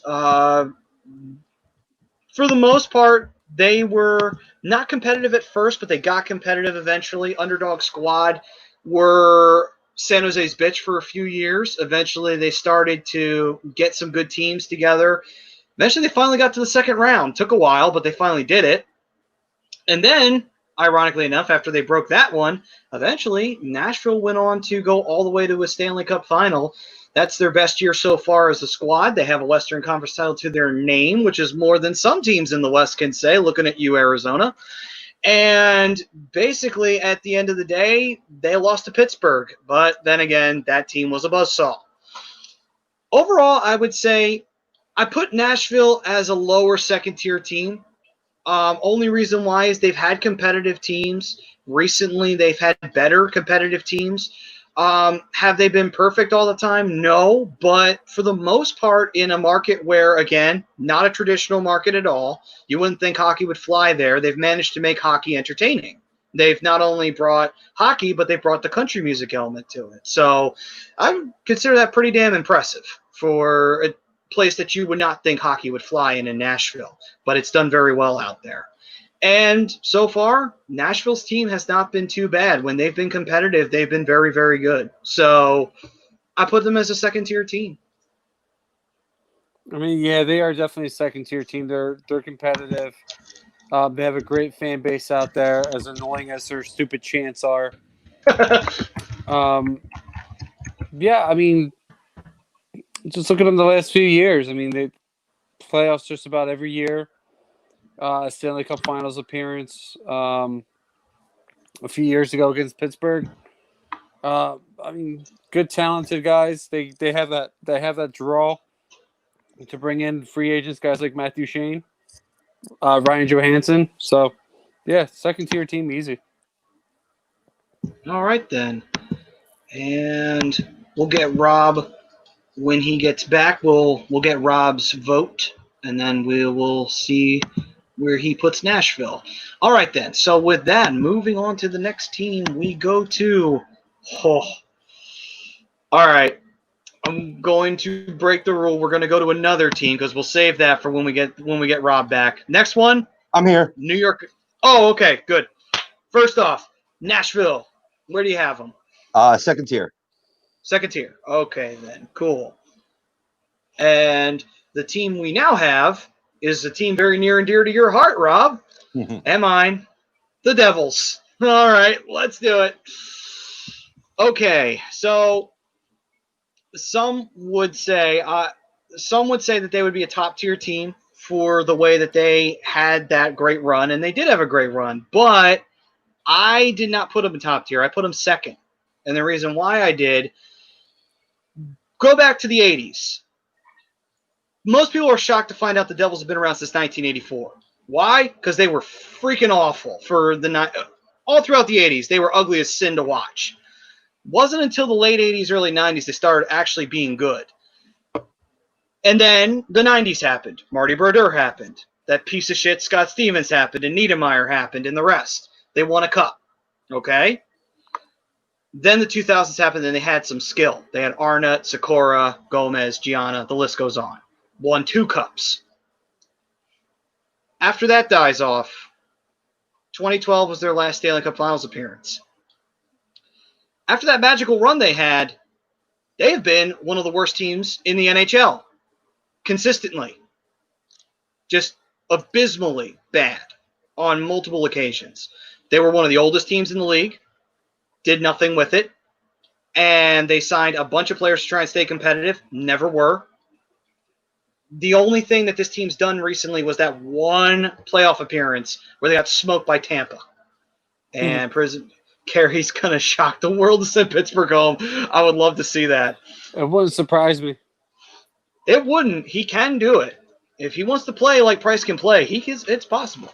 But with that being said, I put New Jersey second tier. Yeah, they have 3 cups, but take that run out of there. There's not much to talk about with New Jersey. They've been bad for multiple years, and just recently they're still not back from rebuilding that team that they enjoyed in the early 2000s. They're still trying to find that magic again.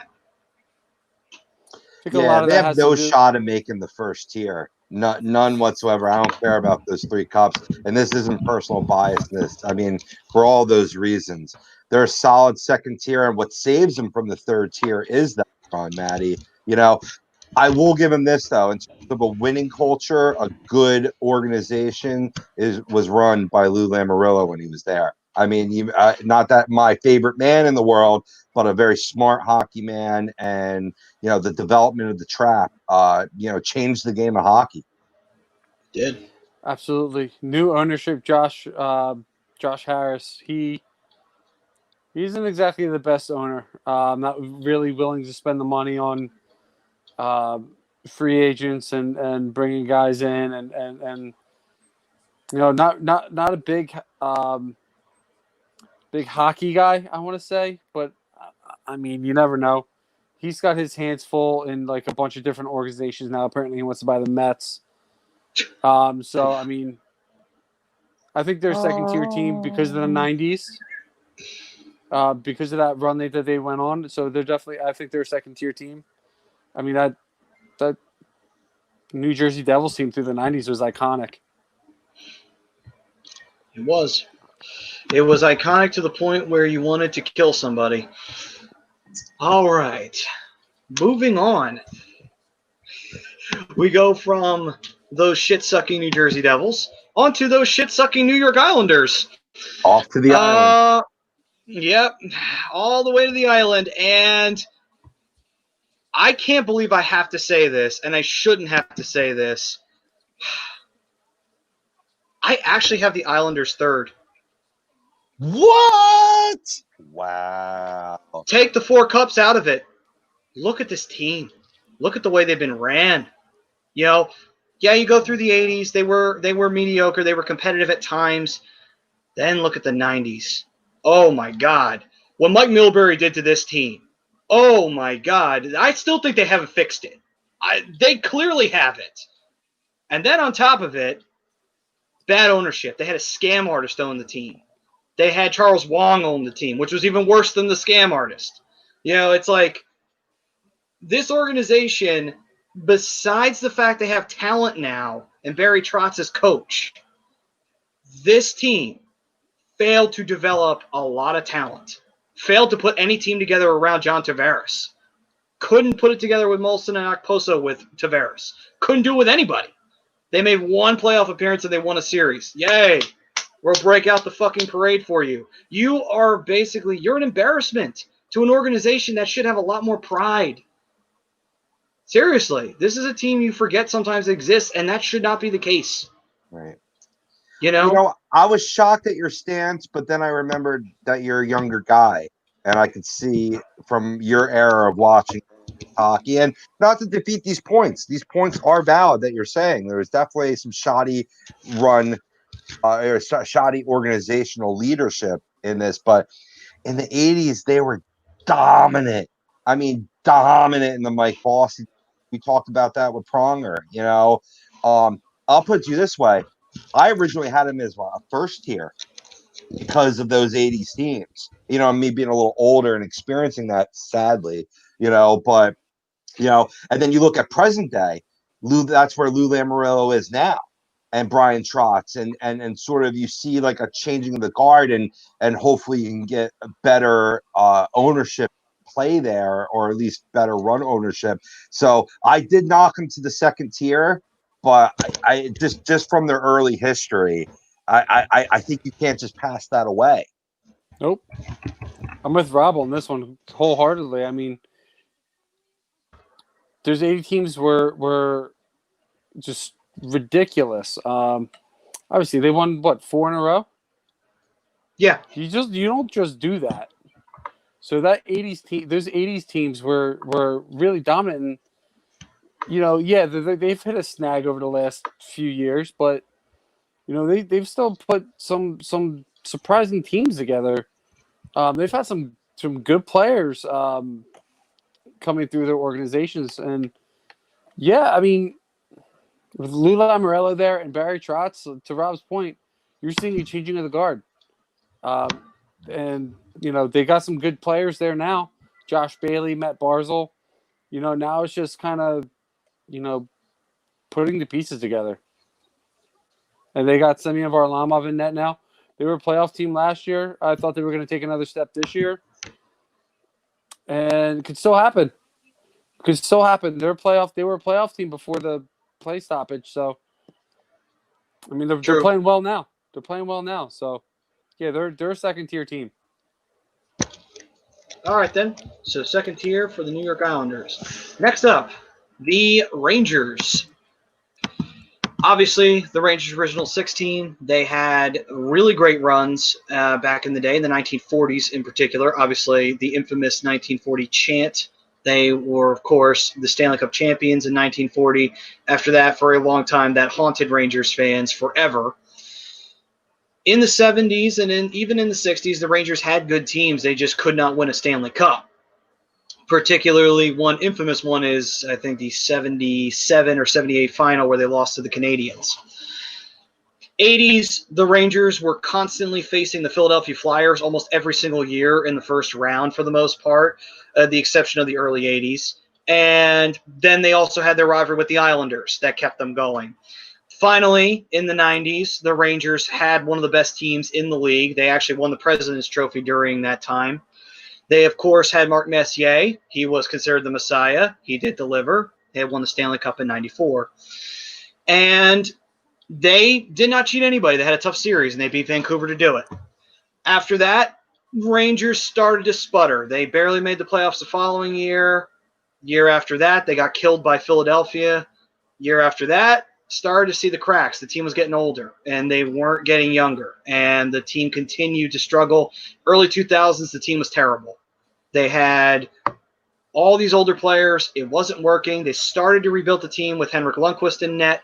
Then they started getting younger players. Jágr, they started building around him, as Jágr was he was, I believe, the captain at one point.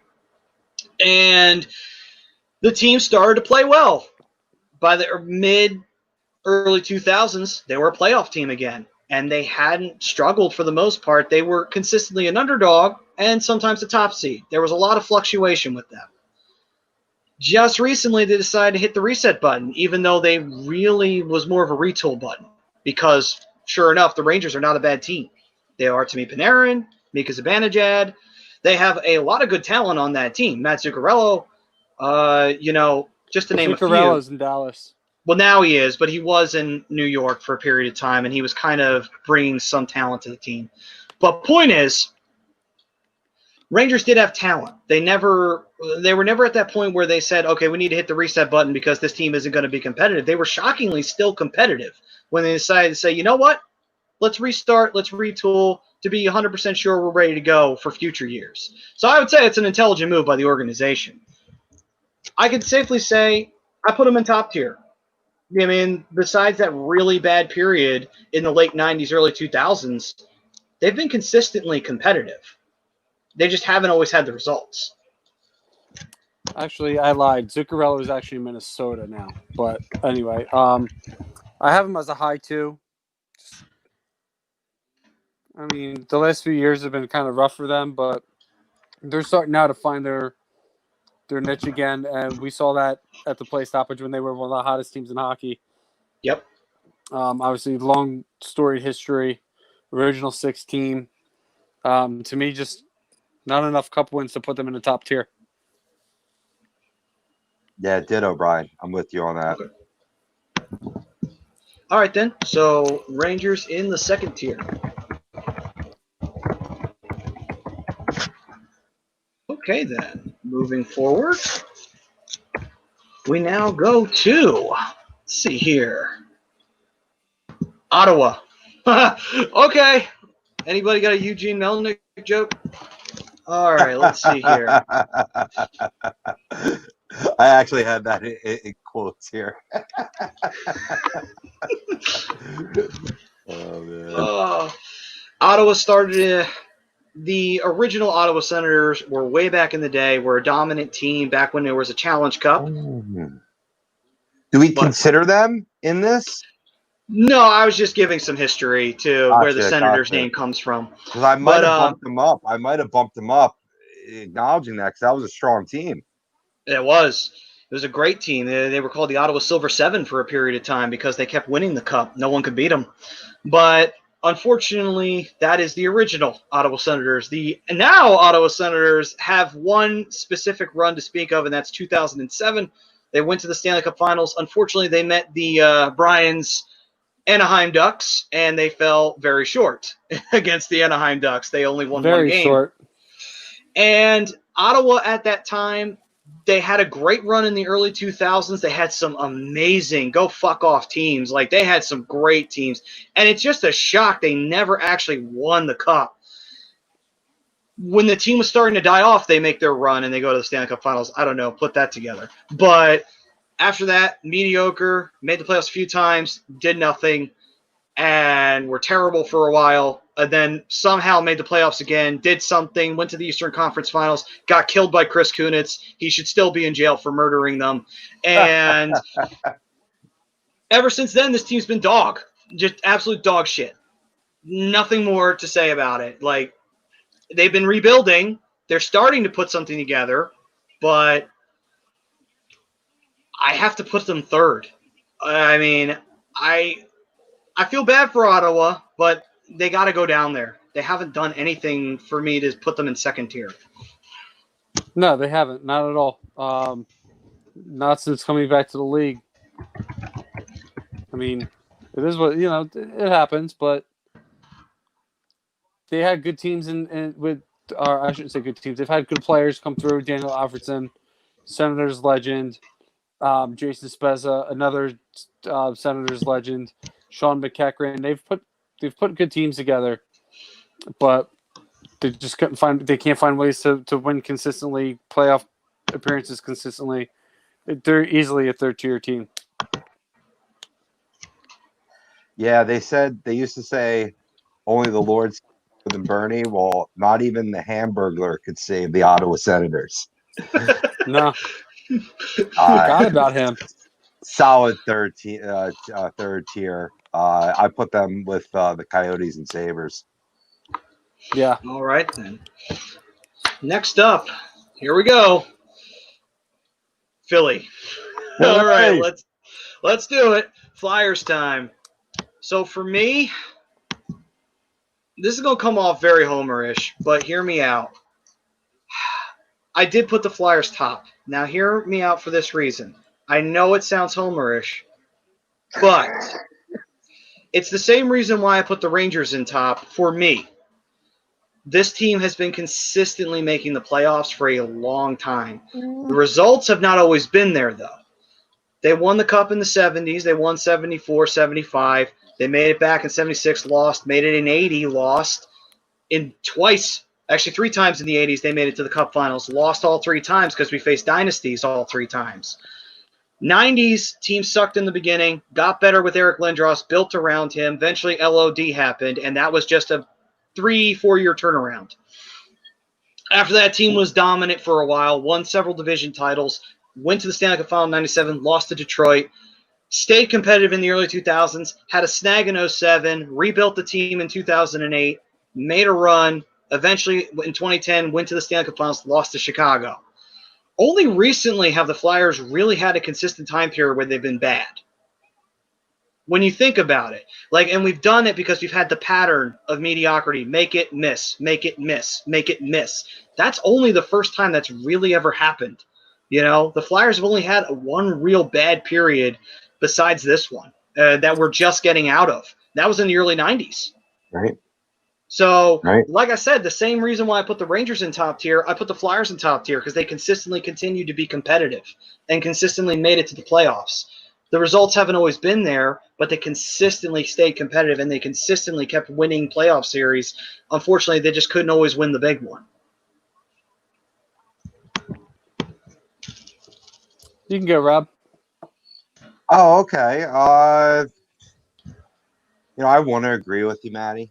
I really do, because talk about great culture. I mean, in terms of all the teams in Philadelphia, there's a reason why I flock towards the Flyers. They have that engrossing culture. Some might call it peaches and cream. But you just see loyalty. You see honor. Mr. Snyder demonstrated both of those. And the reason why I didn't put him in the first tier was the lack of cups. It's talking about droughts. Our drought, we talked about the drought and the Chicago Blackhawks knocking them down to the second tier. I kind of held the Flyers in the same veil there, that they need to be in the second year too, because they're still in that drought. They've also given a lot of shitty fucking contracts over the years since we've all been fans here, right?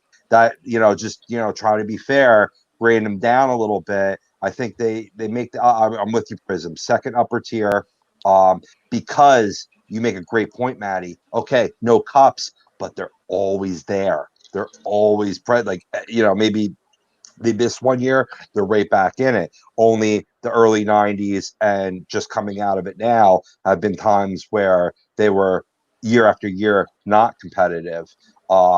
Looking at the present, you gotta love what Chuck Fletcher has done. The shot in the arm in the organization that he's give. They also, I brought up Dean Lombardi, a former GM of the Kings. He's a senior advisor on this staff. And then you got the triumvirate, the fucking tripod of AV, Sheltarian, and Mike Yeo. I mean, that's just the greatest coaching conglomerate I've ever seen in hockey, maybe in any sport. So I second high tier. Maybe I'm not putting him in the first tier just because of maybe I'm overdoing it for not being a homer. But I think I'm really curious what Brian has to say.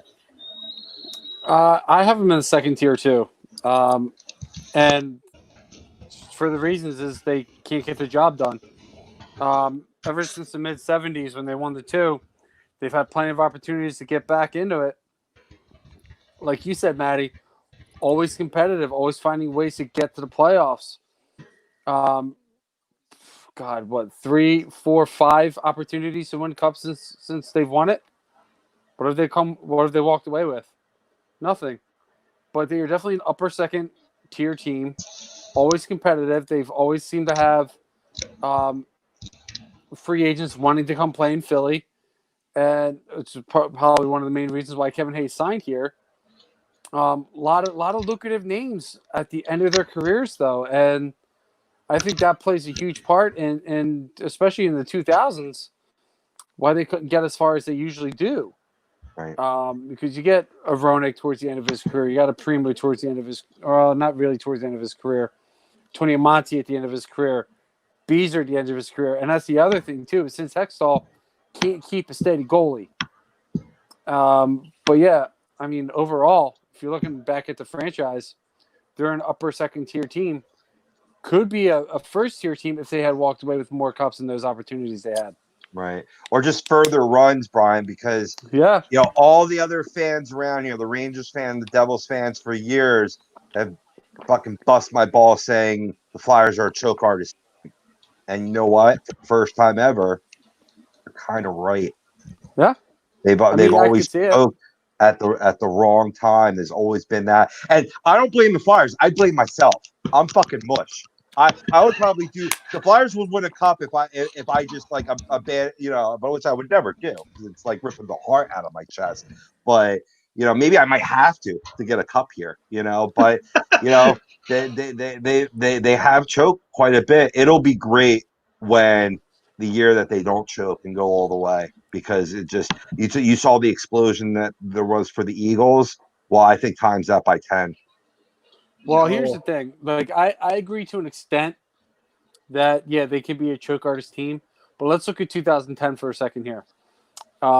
They've storybook, getting into the playoffs, Cinderella story team, getting all the way to the Eastern Conference Finals, finding a way to beat Montreal, getting the Stanley Cup Finals, taking Chicago, the best team in the league that year, to a Game 6.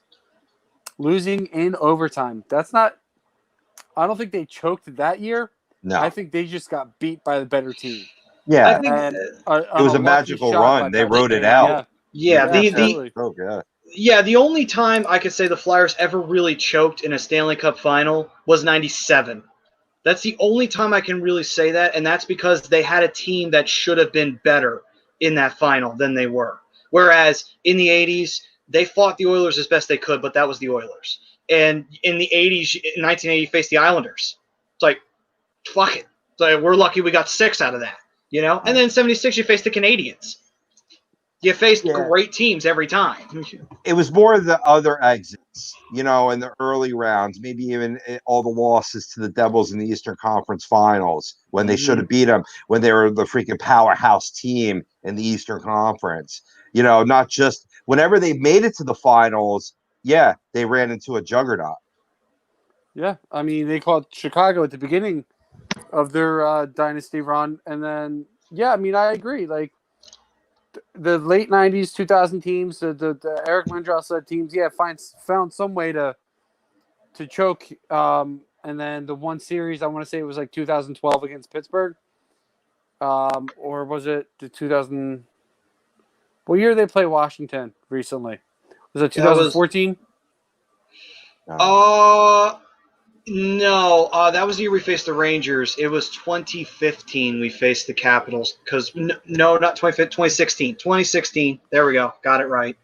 Anyway, it doesn't really matter. My point to that was a team they should have beat, and a lot of the times you let emotions get to be too much part of the game, and that's tend to what happens. And you saw that against Pittsburgh in 2012. You saw that against Washington in 2016, and even before that. I think they played with too much emotion and not enough. They couldn't control their emotions. Is essentially my point. Gotcha. Okay, next up on the list, Pittsburgh. Kills me to have to say this, but they have to go first.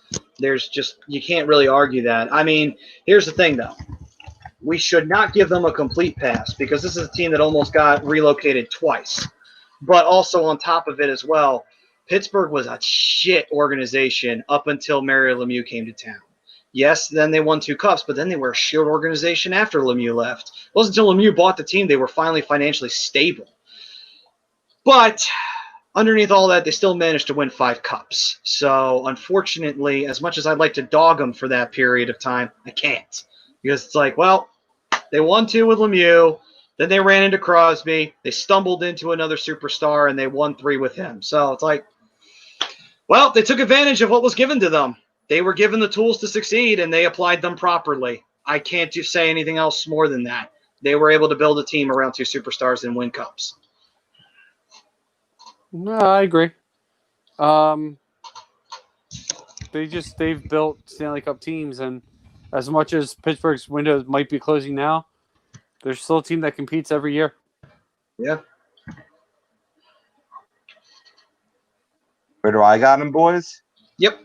3rd tier. No. Middle finger tier? Yeah, they're middle finger tier. No, they're 1st tier. You know, when you have the best player in hockey twice. Yeah. I mean, somebody argued with me and say, well, Lemieux wasn't the best. It was Gretzky. And I mean, that is true. But imagine a world where Wayne chose to play baseball. Mario Lemieux would be the best player in hockey. So, I mean, that shouldn't be a detriment just because there was some homie that was better than him. He was great, all-time great. So, and Sidney Crosby as well, you know. Yep. Yeah, I mean, Wayne and Mario is 1 and 2. Yeah, and they've got the job done. They've gotten the job done. Yep. Yes. And one dominated the West, the other one dominated the East. Okay. So with that, we all got Pittsburgh in the top tier. So no accusations of homerism around here. We put them where they're supposed to be. All right. Next up, let's see. San Jose. This was a tricky one. And the reason why is because San Jose's only ever made it to the Stanley Cup Finals once. But this is a team that should have made it multiple times and should have won cups by now. But surprisingly has never done it. You want to talk about a choke artist? Yeah. That is the definition of a choke artist, is the San Jose Sharks. I put them as a second-tier team, borderline close to third. And the only reason why is because by this point, I don't know how this fucking team has not won a cup. It's amazing that they haven't done it. But I'm not going to dog them too harshly and put them third tier. I put them lower borderline because they did have some great teams. They were competitive every year. They just kept on underachieving, and that's what killed them at the end of the day. So I put San Jose second tier. I got them third for that reason. They Okay. underachieve. All right. I understand. Rob? Yeah, I look at the other second tier: Anaheim, Calgary, Carolina, Chicago, Colorado, Dallas, Edmonton, Los Angeles, Nashville, New Jersey, Islanders, and Rangers and Flyers. I could put the Sharks with them. I mean, maybe Anaheim, but no cup. So third tier. Yep. So I mean, you can compete all you want, but at the end of the day, they have one Stanley Cup final appearance, and it's a loss. Right. true. All right, then. So San Jose goes to third. And now we move on to St. Louis. Now, St. Louis would have been, in my opinion, a borderline third tier but second tier squad. However, I bumped them a little bit higher in the second tier now because they have a Stanley Cup to their name. And the reason for it is because this was a team that, once again, very much like the Sharks, how many times can you put a great team together and not win the Stanley Cup? How many times can you go to the playoffs, have a chance to win, and you always lose? St. Louis is that, and their history showed it. They were the first expansion team in the playoffs to go to the Stanley Cup Finals. They did 3 years in a row. They were overmatched. Fine. After that, they did nothing for a long time. 70s, they were okay. 80s, they were terrible at first. They got better in the late 80s. Never got through Chicago half the time. 90s, they kept losing to Detroit. Just never figured them out. Finally, they started to show promise in the early 2000s into the teens, and they kept losing to Chicago. And it just seemed like they would never figure it the fuck out. Finally, when we thought that they were dead, they thought that was it. St. Louis had their shot. They're never getting it now. They had their magical run, and they won their Stanley Cup. So I put them in the second for that reason. Yeah, I mean, again, they're another team that's always competitive. They find ways to sneak in the playoffs, upset people, find ways to win series. But then they finally put it all together last year and finally won a cup. They're easily a second-tier team for me. St. Louis? Yeah. Yep. Yeah, I got them second tier as well because, I mean, you got to credit a team that makes the Stanley Cup Finals 3 years in a row from expansion. I mean, yes, it was facing, a behemoth, but yet still they did that. They got there. All in between that time and then winning the Cup, very synonymous with the Flyers. Always good, always in contention, making the playoffs every year. Talk about the Chris Pronger years that we talked about last year. That was really a dominant era of hockey in St. Louis that just didn't result in the grand prize, but everything else but it, much like the Flyers. So I threw them in the second tier for that matter because that's where I threw the Flyers. Yep. All right. No, I agree. So next up, we go to Tampa Bay. Tampa, if you put them in their last 10 years, you could argue Tampa could sit at 1, but if you include their entire history, Tampa has a cup, but we can't forget Tampa was a struggling franchise at first. Like, they were lucky they got to the playoffs the year they did. They were floundering for a little while. They finally started piecing together with LeCavier and Saint Louis and getting Cabby Bullen in net, which was an improvement over Pupa. I mean, it was just – I just wanted to find an excuse to say Pupa. But anyway, with that team eventually did wind up going on a crazy run and wound up winning a Stanley Cup out of it in 2004. But Tampa's been one of those teams where if you look at them recently, like the year that they were a big underdog, even though they were the number 1 seed in the East, many people thought they should not have won that Stanley Cup that year. Many people believed that. I mean, many people here thought they should have lost to the Flyers in the Eastern Conference Finals, but they didn't. They still managed to take advantage of home ice. And then the years they dominate, they lose. They find a way to choke and get eliminated. It's like, this team is weird. It's one of the more schizophrenic franchises you can have out there. When they're dominant, they always lose, and when they're not dominant and they're just doing magic, they make something happen. It's unbelievable with this team. But I put them second tier. They have the cup. They've had some great teams recently, but they did have a lot of struggles to get to this team, and they had a lot of struggles beforehand before they got that cup. Yeah, Actually, no, go ahead, Rob. It's all you. I put Tampa Bay in the second tier as well. History, good, cup, and they have one of my more favorite head coaches in the league right now, John Cooper. Okay. Actually, And Bazzi. And Bazzi. Actually, it's not really going to matter because I'm outnumbered 2-1 here, but I have them in the first tier. They have, think about all the legends that have gone through Tampa Bay. You have Vanilla Cavalier, Martin St. Louis, Stamkos is now one, John Cullen's another one, Darren Pupa's another. They always seem to be putting out good teams, competitive teams. Have they won the cup? Yeah, they won one. Are they always finding ways to underachieve? Yeah, but they're always competitive. This team that Steve Yzerman built before going back to Detroit, they're still running with the same squad. Kucherov, Tyler Johnson, Victor Hedman, guys like that. Like these teams are continually finding ways to be a top team in the league, despite not having the success in the playoffs. They got to compete with teams like Boston, but they're always competitive. They're always there. They're always in the running for a President's Trophy. So, that being said, you got to consider a top tier for these guys, especially in the last 10 years and the way Yzerman built the team. I mean, like I said, if you do just the last 10 years or the last 5, yeah, Tampa's sitting right up there at top, but it's only because of coming into the league, they had their struggles. It took them a while before they pieced together a really, really great team. And then once they did take advantage of it. But at the end of the day, I just look at their history. It's like they had those really bad periods where they were not that great. And then they finally turned into something when they got Stamkos and they started building around him. And just every team goes through that, though. Don't forget about that early 2000 teams. The conference championship team of 03-04. There's some history there. I think Brian sold me. I'm going to let you guys continue to talk this out, but I might be changing this to top tier. I mean, okay. Because look at where they're doing this. They're doing this in Florida, in a non-hockey town, state.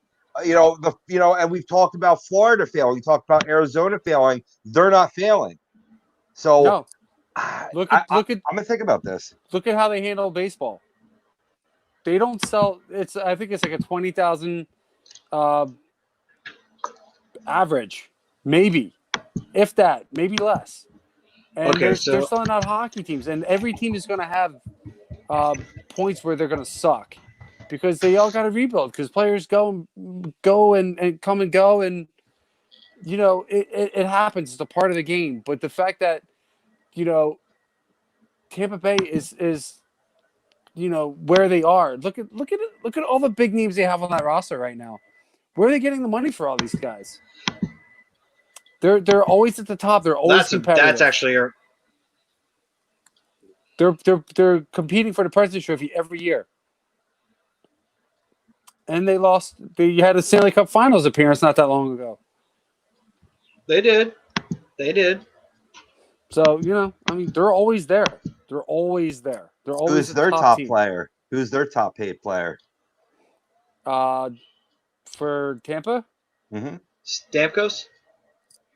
No, it's okay.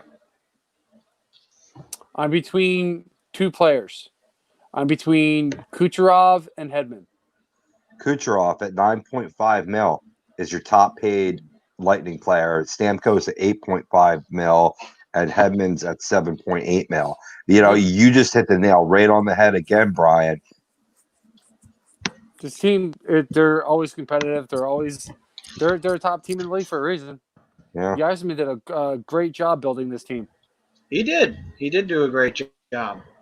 But Yeah. with that being said, we will move on to our next squad here. Next What do team we? on. Hold on. Where are we putting them? 1 or 2, Robbie? Okay.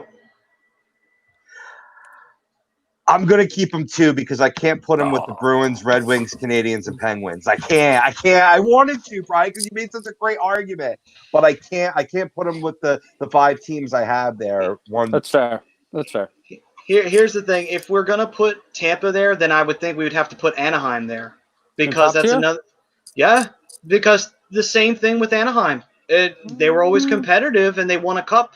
So it's like you would have to make an argument for that. It's just it's the honest truth. You know? And in a non-traditional hockey market on top of it. Yeah. So How many game 7s did they blow? Yeah, but at the same time, how many times did Tampa have a team and they still find a way to get eliminated? It's tit for tat. Both teams are guilty of the same thing. Yeah, but Anaheim spent more time trying to build a team than not.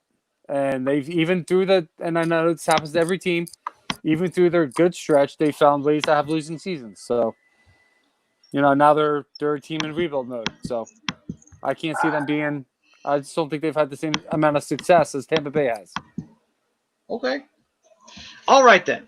On to our next one. Next up, Toronto. Okay, this one is an intriguing one because Toronto, when was the last time they won a Stanley Cup? Woo! I don't think any of us were born last time that they won a Stanley Cup. I mean, I'm old, but I'm not that old. It was the 60s.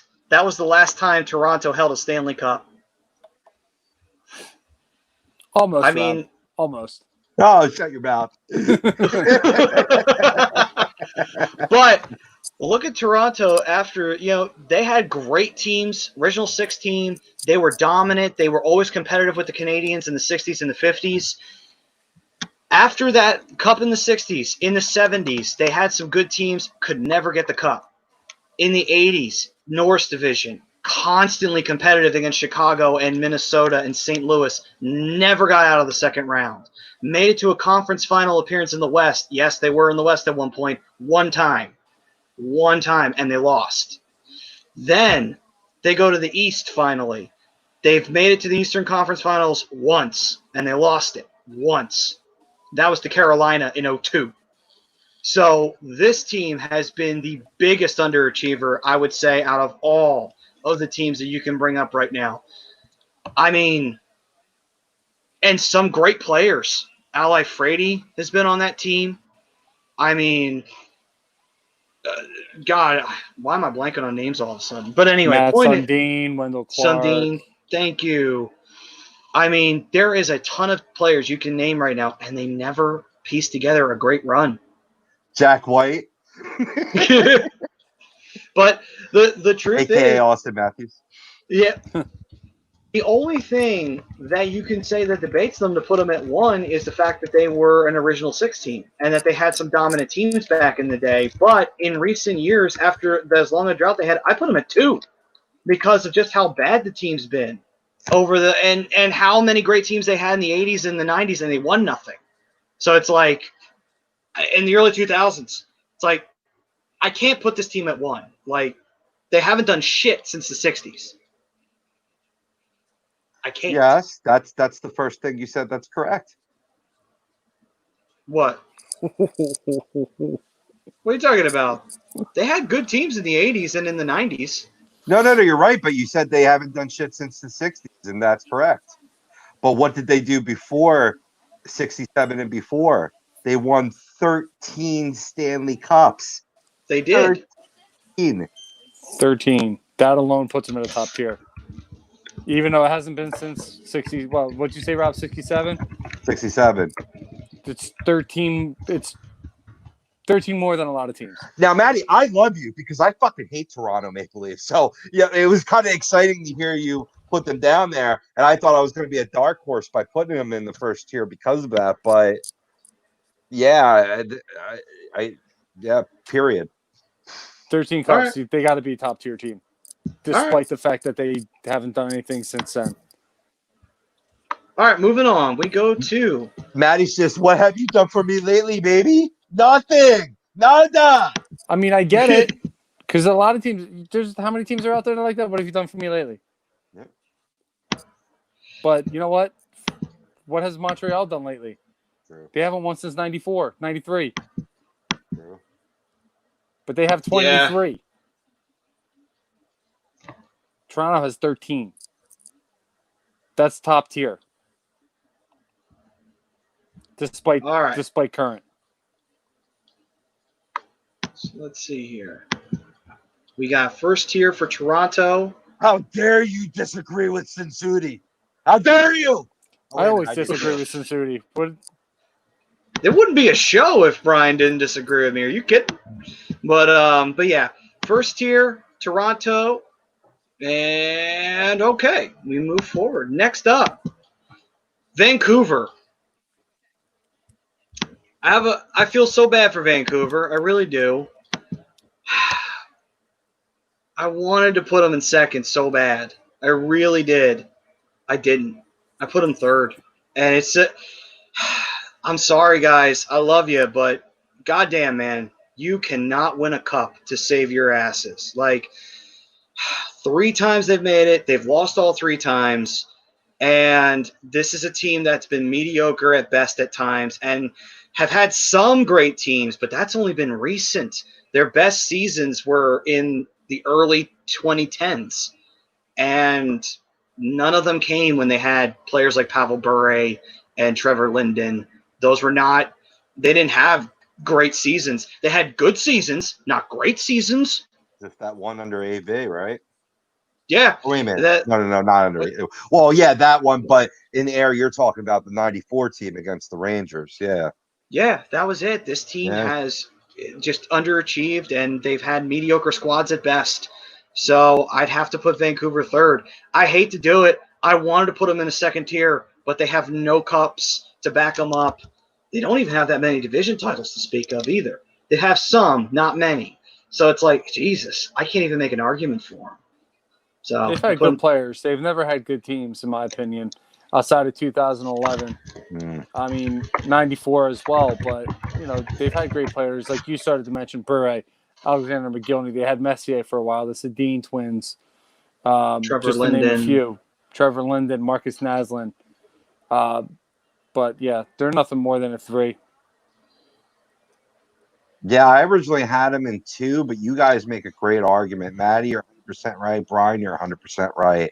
I mean, you had those 2 dominant years in 2011 and 12, winning the President trophies both year and both failing miserably. I mean, they went to the conference championships in 10-11, but, talk about a team that chokes.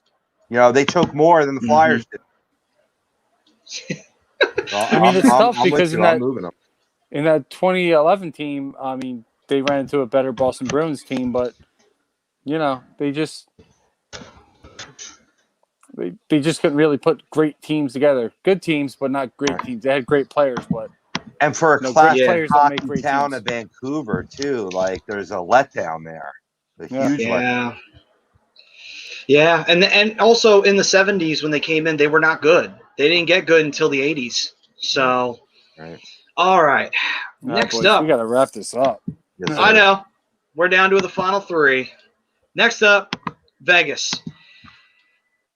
Vegas is tough. I put them at second tier only because they're so young. We don't even really know what they are at this point. They haven't even hit 5 seasons, but they've made an impact already. So I had to put them second tier just based on that alone because there's not much to compare and contrast. They don't have much history. So I just put them second tier. Go ahead, Rob. I agree. I got them 1. Wow. Despite, well, let's look at it. 3 years of existence, 3 playoff appearances, 2 conference finals appearances, and a Stanley Cup Finals appearance in their inaugural season. Yeah. That's a pretty good damn way to start your existence. Yeah, it's a huge way to start.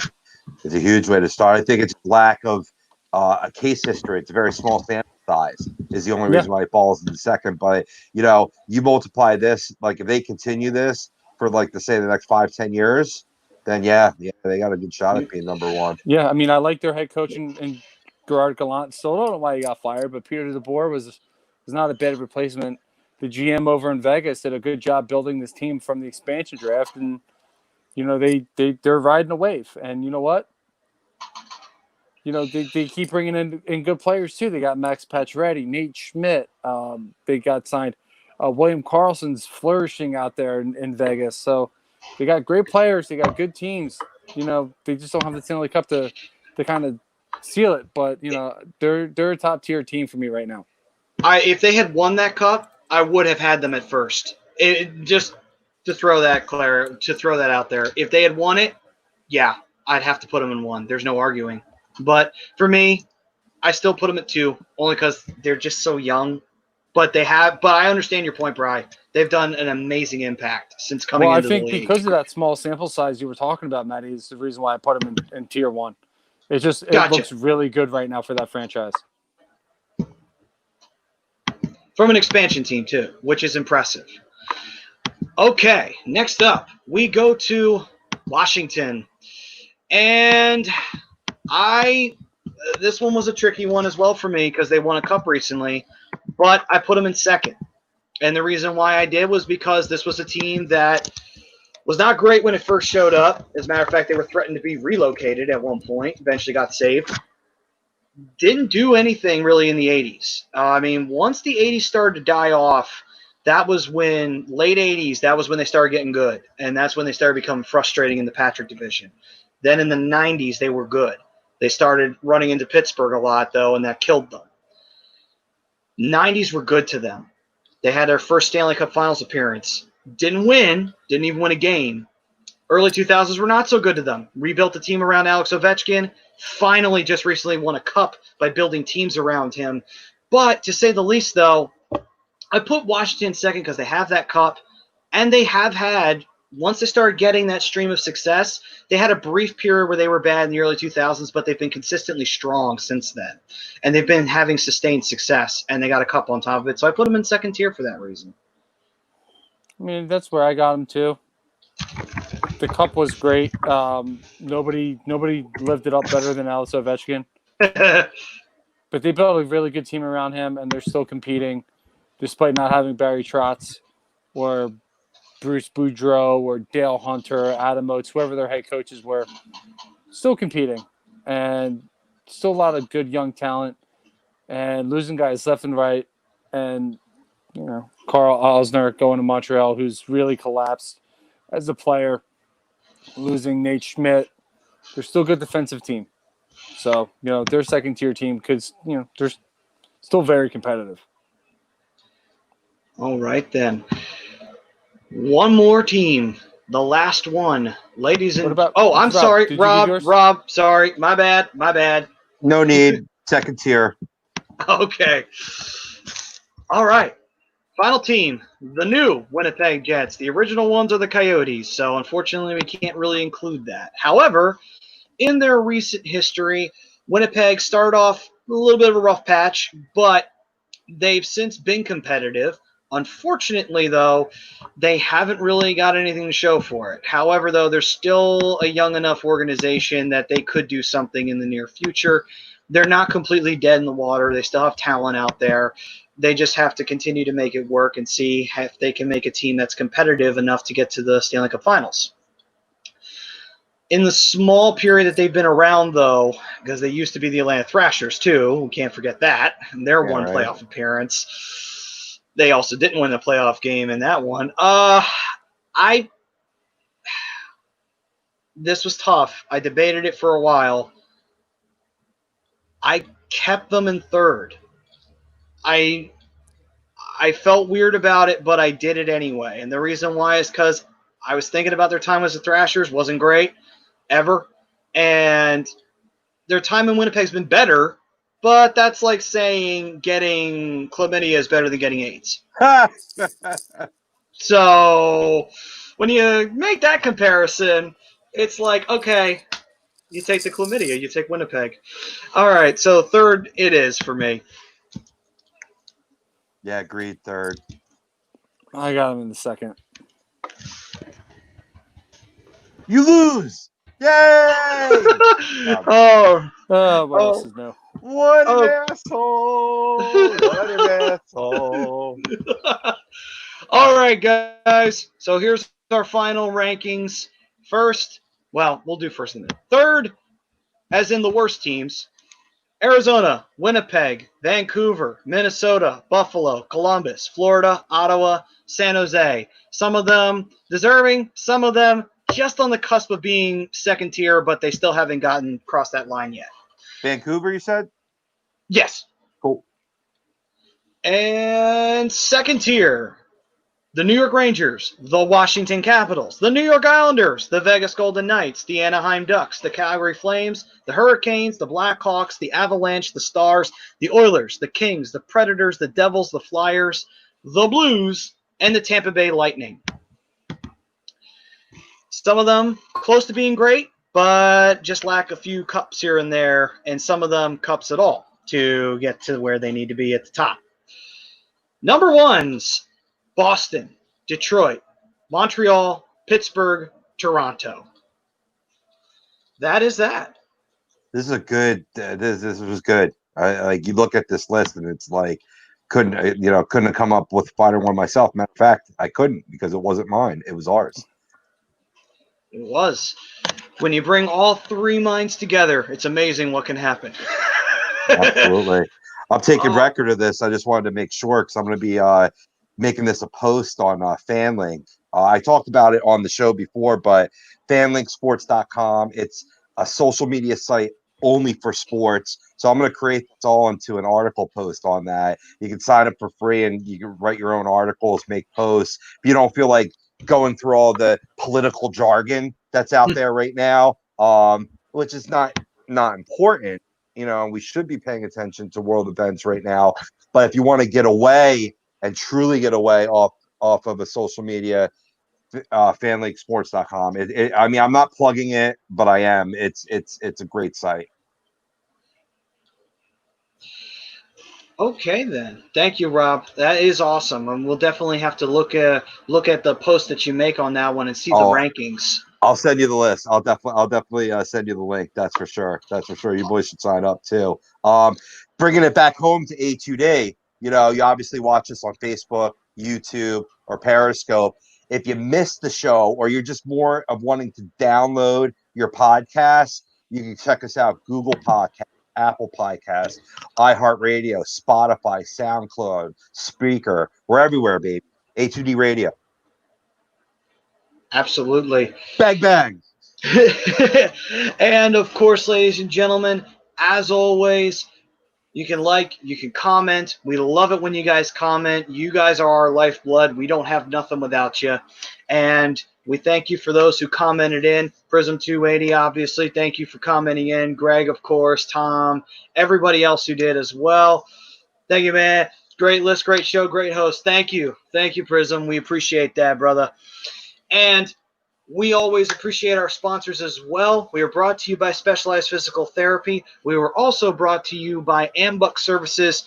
The reopening of the United States has happened. You can insert whatever joke you want to there about the reopening. But if you're going to start having people over, you want your lawn to look nice, right? You want to make sure the grass is cut. You want to make sure the trees are trimmed. You want to make sure the bushes are taken care of and the gutters are clean so they don't fall off the side of your house.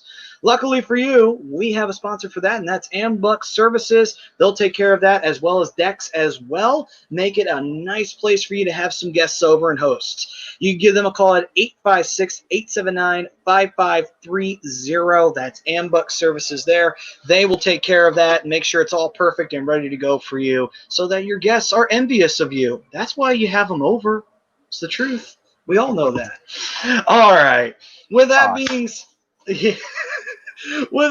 said, guys, we thank you for joining us for this edition of the Hockey Happy Hour. We hope that everybody joins us next week. Next week, we'll see what we discuss. We'll see what we come up with. Hockey is getting ready to start up. We'll probably talk about, hopefully, they'll announce some dates for us to get ready for and hopefully see more details on Phase 2 and what we've got coming our way. Because the playoff hockey is coming, and it's going to be real exciting when it gets here. So, with that being said, we thank you all for joining us for this session of the Hockey Happy Hour. I'm Matt Sassuti, along with the Darkwing Brian Daly, and the Broken One Rob Povia. Respect. And we hopefully you found gritty this week.